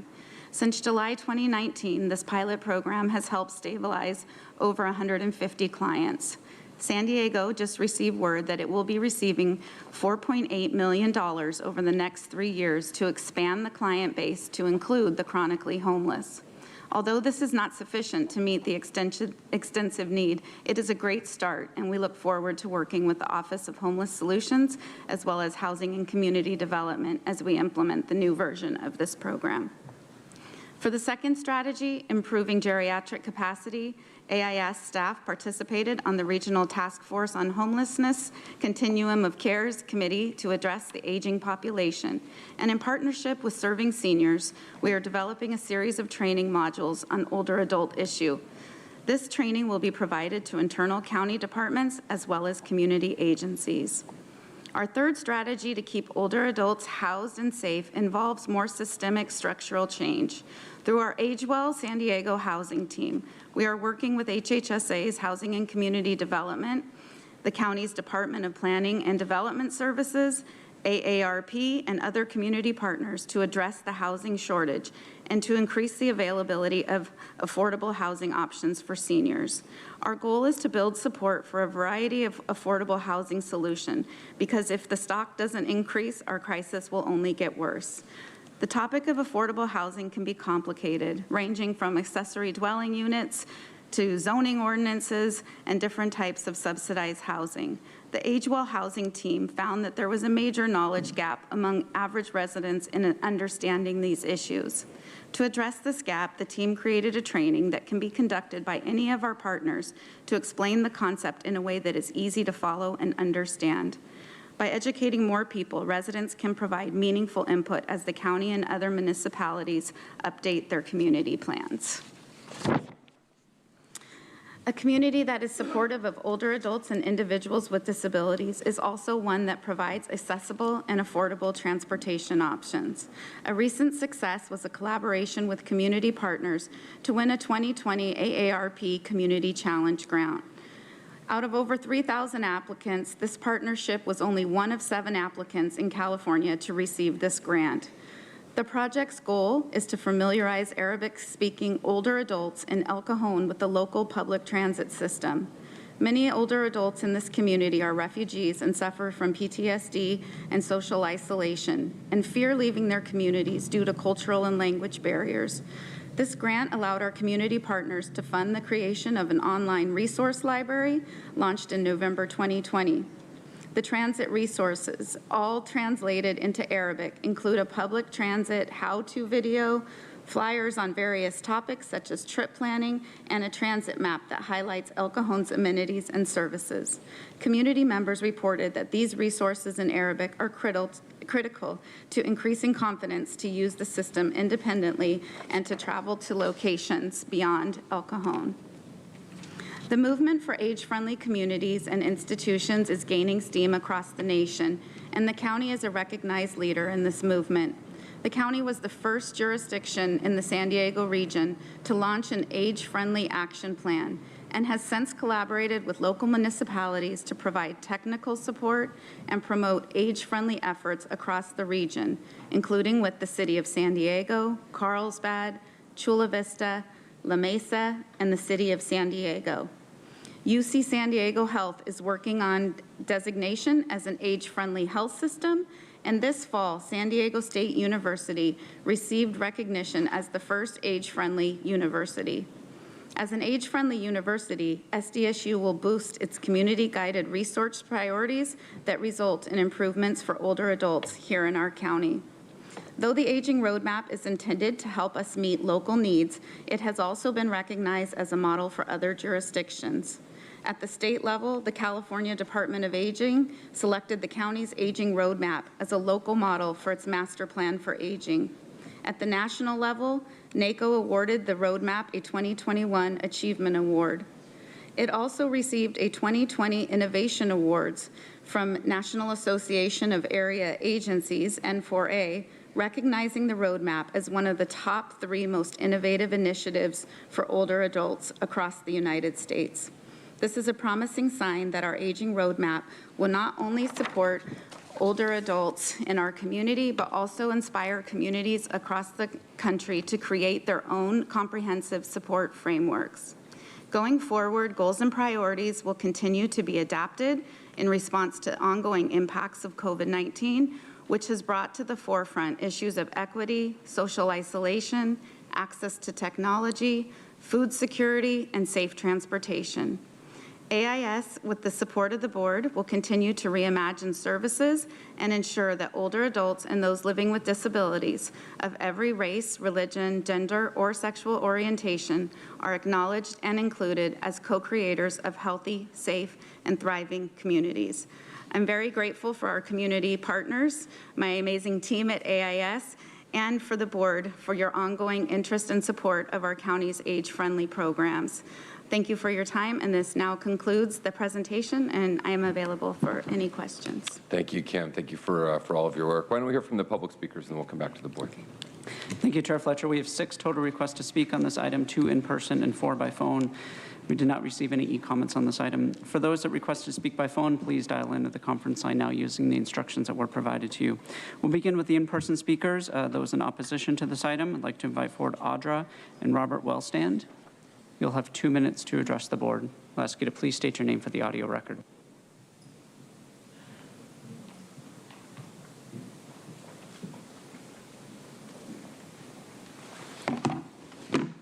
Robert. So aging, homelessness, COVID-19. COVID-19 shows up in every single agenda item. Okay, I'm not waiting till 11, I'm talking now. Probably you think you've noticed about me that I'm wearing this yellow star. And it has words on it. It's a yellow Star of David. It says, no vaccine, you must wear this. This is where your policies are going. I'm a Jew, and every Holocaust Remembrance Day, people say, we must never forget. We must never forget the atrocities the Nazi Germany killed over 15 million Jews, gypsies, sir, do you and have a comment on the homosexuals. aging roadmap? You've Yeah, got this to is about speak to the aging. agenda Hey, item. look, I'm old too, so don't discriminate against me. Please speak to the aging roadmap agenda item. Aging roadmap, that is exactly what I'm speaking about. Jews, gypsies, homosexuals, and old people. Okay, we must never forget, Nathan. But why do you want to forget about those people that were put to death, and you want to do the same thing to us now? It's the same thing. It's the same propaganda machine. It's happening here in California. It's happening in this nation. It's happening in San Diego. Institutional public servants, teachers, acting as medical people, medical providers, politicians dictating medical procedures without a license. You guys are practicing medicine without a license. The reason why we must never forget. Just like the Nazi Party did in their propaganda machine that kept disseminating Do you have lies. any final thoughts on the aging That roadmap? one group of people, you're not giving me my time. Your time has expired. Next speaker. No, I had 5 Next seconds. speaker. You don't have any more time. You're done. Sit down. Next speaker, please. You took my time and you Sit interrupted down. me. You're off topic. Sit down. Next speaker, please. Thank you. So sad. Audra. So that was interesting to call Jim out like you did, solely just because he's the only one that was on the board with you during that time. That's the name of your game. So I guess racism is a public health crisis. Did you guys know that? No. Isn't that crazy? Yeah. COVID isn't, but the vaccinated aren't. Right, it's not a public health crisis, but Do you have a comment on the aging racism is. roadmap? Oh, this is in the agenda. We're on the aging roadmap. It is. It's right in there. You want me to show it to you? Do you know what's in it?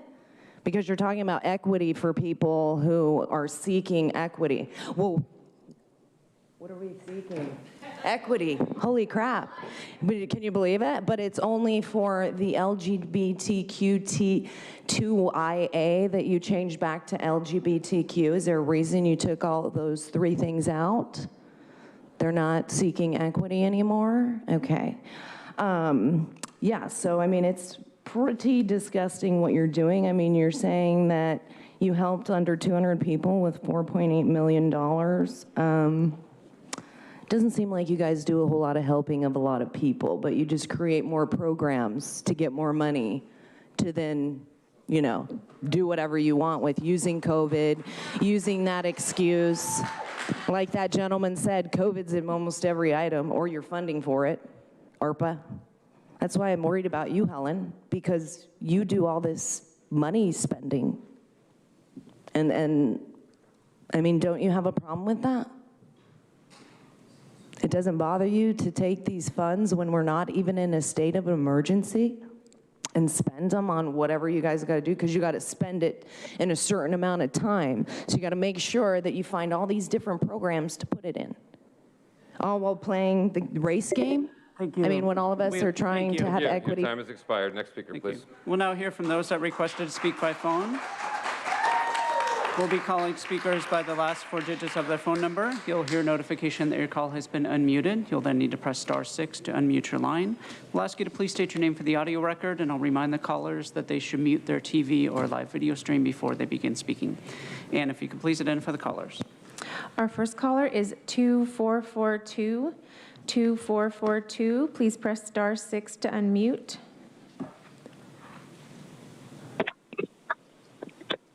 Good afternoon. My name is Veronica Blea, and I'm with Interfaith Community Services. We're a comprehensive human services agency in North County, San Diego. We have over 230 dedicated staff, more than 2,300 volunteers, 250 faith communities, and thousands of community donors. Interfaith offers support to move to more than 20,000 individuals each year. Our work is comprised in 5 main areas, which includes clinical and behavioral health, employment and economic development, housing, recovery and wellness, and supportive services. Within each department are program services and resources that ensure that everyone in our community has access to food, safe housing, healthcare, and economic opportunities. Services are designed to overlap so that each person has access to as many resources necessary for their situation. We've partnered with the county and Aging and Independent Services for years. I'm going to speak specifically today about our partnership with Aging and Independent Services, Adult Protective Services staff, and the Home Safe program. We began the program in 2019, and although we're a North County agency, the Home Safe program serves older adults throughout the entire county. The services we provide are intensive and specific to each of the older adult situations. I've witnessed the positive impact this program has had on keeping older adults in their homes and preventing many from living on the streets. Using various methods and interventions, together with AIS, we've served San Diego older adults who suffer from mental health conditions, a chronic health condition, and or developmental or physical disabilities that have past due rent. We help them confront a hoarding situation that jeopardizes their stability. We've also helped our older adults connect with family members that they haven't spoken to in years. All this in an effort to ensure that our vulnerable older adult community members remain stably housed. We're looking forward to growing the Home Safe program in the future and our continued collaboration with the county and Aging and Independent Services. We appreciate the Aging Roadmap provides. Thank you. Thank you. Our next caller is 70007000. Please press *6 to unmute.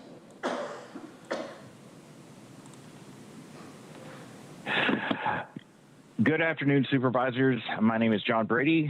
Thank you for allowing me to address you again.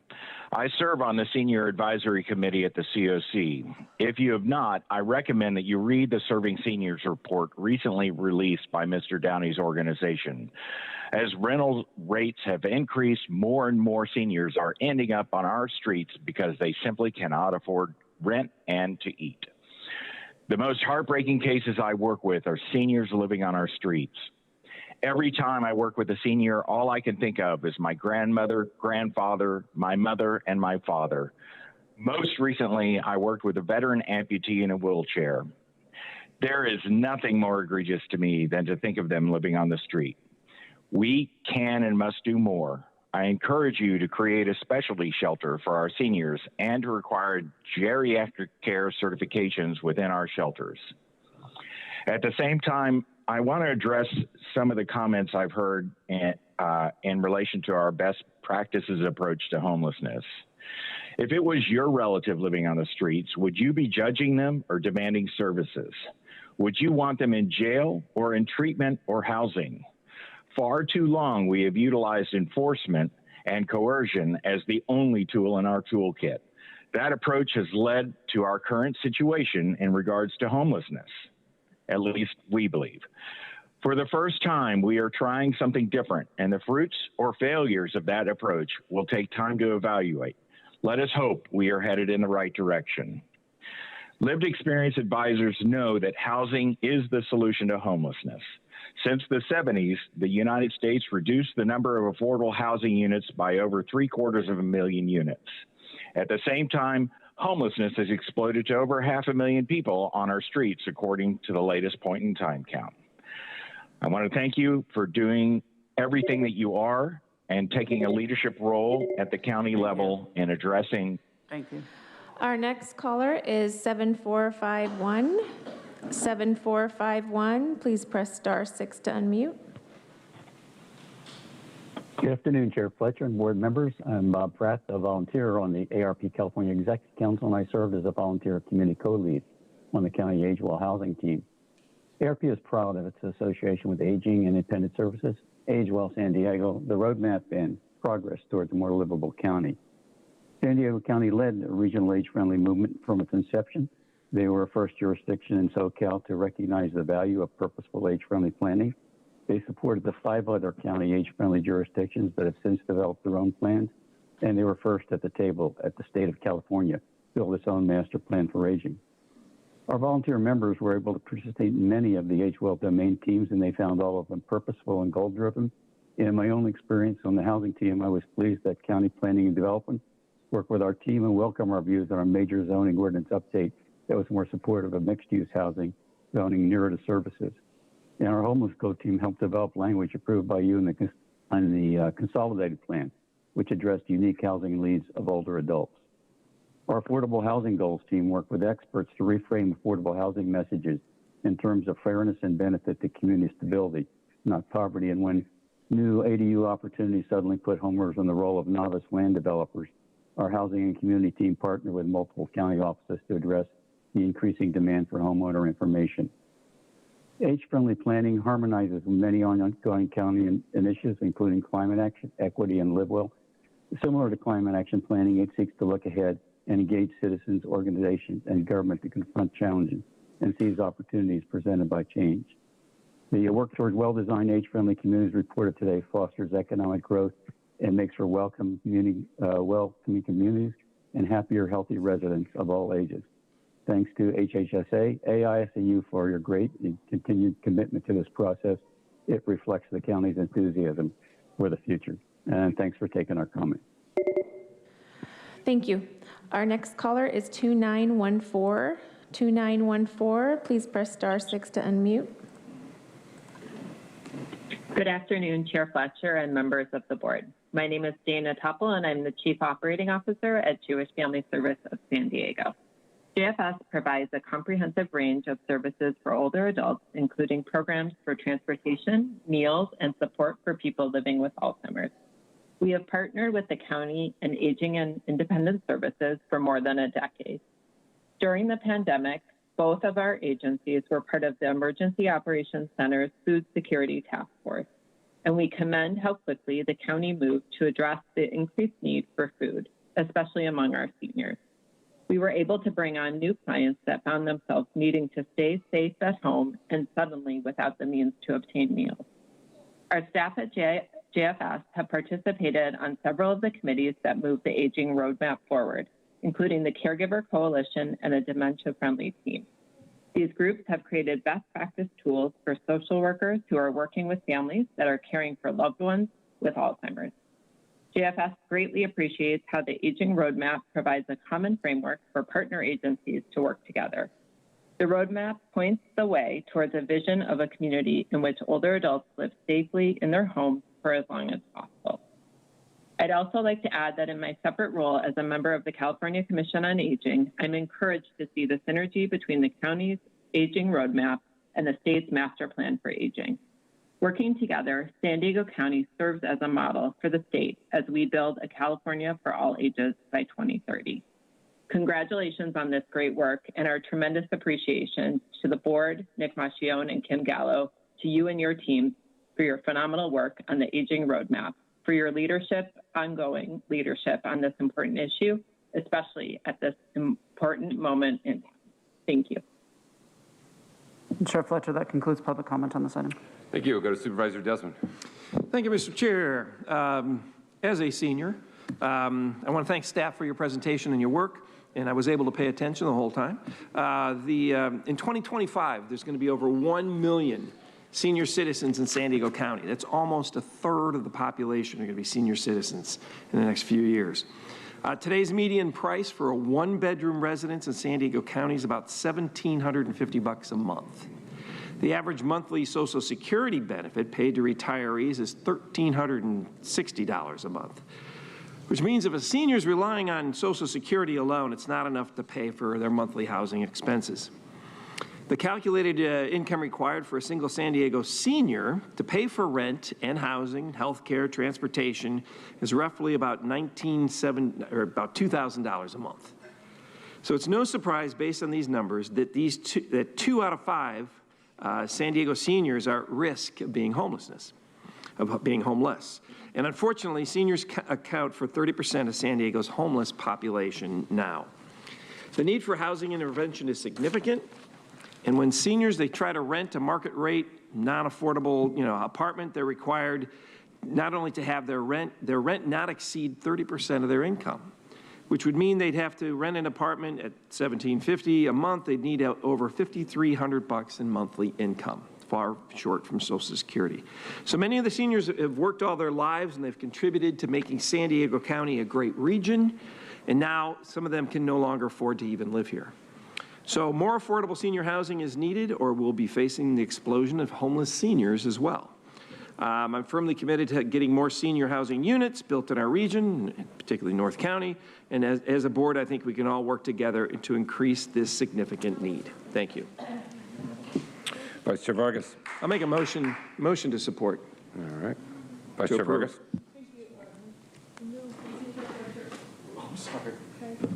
I have a question on the recommendation says that we're going to direct the Chief Administrative Officer to sunset time certain reporting for the aging roadmap updates and to shift reporting for the age roadmap to coincide with significant developments. Can you explain to me what that means? Because I'm really interested in making sure that we're getting updates. I'm new to the board, and I think there's so many people who are new, and the work that's being done in this department, it's so important. I'm going to let you answer the question, but I want to give you the feedback as to why I'm asking this question. There's a lot of work that we need to do in IHSS. I'm really concerned about access to our communities, and if we learned anything from COVID, was that the need for different interventions is critical to being able to access our communities in need, particularly those that may have language barriers, technology, and I'm super excited about some of these programs, but I'm concerned about what is significant developments and how do we define that, and I'm not sure that I'm comfortable with it. So if you have an answer for that, I would appreciate that. Yeah, so there's two options. We can continue to come back at your direction to the board and do a board letter and a presentation.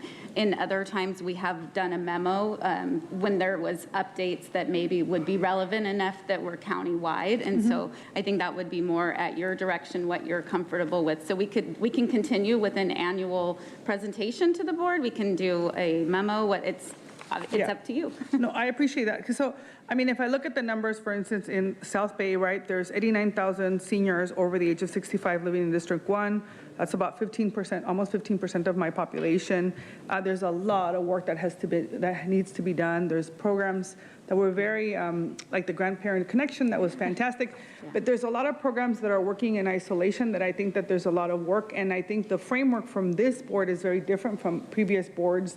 And so I'm really interested in maybe getting an updated annual report on our senior activities, because I think this is really wonderful work. And then if there's some big development that happens throughout the year that you can share that with us, that would be more comfortable for me, if that's okay. So if I can modify your motion, right, to accept it with that recommendation, I'm happy to second it. Absolutely. Thank you. And then also, I'm really excited about the pilot programs, and I know that there's 60 people or so. So I just want to make sure that whatever, again, my office can do to support that, I would be interested in that. The other one is that, and I think you mentioned it, but can you just clarify for me on the existing 6 villages in San Diego County, where are they located? I think you mentioned some of them. City Heights, Tierra Santa, and Scripps Ranch are the larger villages. Okay, so I'm interested in looking at, just like we're doing at homelessness and some of the other ones, using the healthcare index and maybe some additional dollars that they're coming in to think about other areas where we are looking at where the aging population is and where the need is, and then looking at it, as we're looking at climate action and all these other things, how do we connect it to transportation, access to food and all the other services. To me, that's really important. One of the things that I've seen is some of these programs that exist in some of these organizations that receive funding, they're only focused on the housing piece, and they may provide some services, right, but very minimal, whereas some other organizations are providing actual healthcare access and a much more well-rounded. And so I really want us to make sure that we're looking at that. And then the other thing I am going to ask is if there's a way to work with our housing team to make sure that we really are assessing the living conditions of our seniors. Some of them are not up to par. I personally was looking for senior housing for my dad because he's very independent and he doesn't want to live with us. And so I was looking at some of these areas, and honestly, I wouldn't leave my dad in any of them. I mean, I was really concerned to some of them, and I can share some of that with you. Not all of them, just some of them that I noticed. And so I think it would be really important for us to monitor that, and as you're bringing up a different report, to really keep track of what it looks like and making sure that there's, that they're clean, that they're living humanely, and that they're safe. To me, that's really important. And with that, I'm happy in the recommendations to make the second motion. Perfect. Supervisor Anderson. Well, first of all, I want to thank my colleague for bringing up all those points. She took half my talking points because I agree wholeheartedly. Many parts of my district are SB 535 underserved communities, and I want to make sure that they have equal access, just like everyone else. But the other issue that came up before me is in East County and in my district, we have a rising number of veterans who are now aging out. And we know from past statistics, when I was a state senator, it was brought to my attention that in the next 10, 20 years, San Diego County is going to have the most retired veterans in all of California, more than Los Angeles. And in your report, I'm sure you are, but because of the nature of the folks that I represent, are we reaching out to the Office of Veteran in Military Affairs in the Housing and Community Development Services to address the lack of housing for veterans? Yes, but I think David, the director for housing, would be better to answer that than me. You had a smile on your face, so I was drawn to you, but everyone else was covered, so I couldn't tell if they were paying attention. Thank you, Supervisor. We do reach out and communicate regularly with the Veteran Affairs Department, especially for a supportive housing program for veterans. It is a voucher program, very similar to Section 8, that assists veterans in identifying housing and securing housing. Moving forward with future roadmaps while I'm on the board, if we could include veterans, because I have such a large population and they're so important to our community, I just want to make sure that if my district's listing, nobody feels left out. So that would be awesome. And by the way, I didn't mean that as a slight. You all are doing a great job. I know you're paying attention. Just that you had such a lovely smile, I was drawn to it. So thank you all. I really appreciate it. Thank you. Thank you, Supervisor Anderson. I think all the work that's being done is really incredible. And the housing issue we know is a real issue. We can read the demographic trends. We know what's coming. I think a part of this, too, when we think about is the reality that so many of our seniors are going to retire without adequate retirement savings. Some of the injustices historically around Social Security for women, the erosion of defined benefit pension plans in America, the dependence upon a modest amount of a 401k, plus rising housing costs and all of those things. And so some of the economic decisions we make today, even if they're not about seniors, they're about tomorrow's seniors. And I think figuring out how we can help people have sustainable lives and be able to live with dignity, not be subject to excessive medical bills, all of the things we do, I think, contribute to the condition our veterans are in. Really applaud all of the work. One area I just want to highlight that I think is really important are those programs to keep seniors socially engaged, to keep them active. We know that purpose and companionship are such vital components of healthy aging process. When the Vice Chair and I launched our community garden demonstration project, I talked about the value I see with my wife's dad who lives with us and our little ones. And the engagement, whether it's gardening or doing puzzles, and the vital role that seniors can play in volunteering and mentoring, and sometimes the overlap between child care facilities and senior facilities, and that ability to have that exchange, which is really good for the kids and it's really good for the seniors. And so I think those programs designed to keep our seniors active and aging and out of the house and meeting with people and engaged are also wonderful components. So we've got a motion by Supervisor Desmond, seconded by Vice Chair Vargas, to adopt the recommendations with the additional guidance surrounding updates moving forward. Not seeing any additional requests to speak, please vote. Chair Fletcher, that motion passes unanimously with all supervisors being present and voting aye. All right, we have had a productive morning. Update on aging roadmap, a really comprehensive homeless solutions point in time, our community efforts. We are going to recess for lunch and look forward. We've got a full agenda left this afternoon and a lot of really important items we will get to. It is 12:30. We will recess until 1:15 sharp. At 1:15, we will reconvene and pick up with our afternoon items.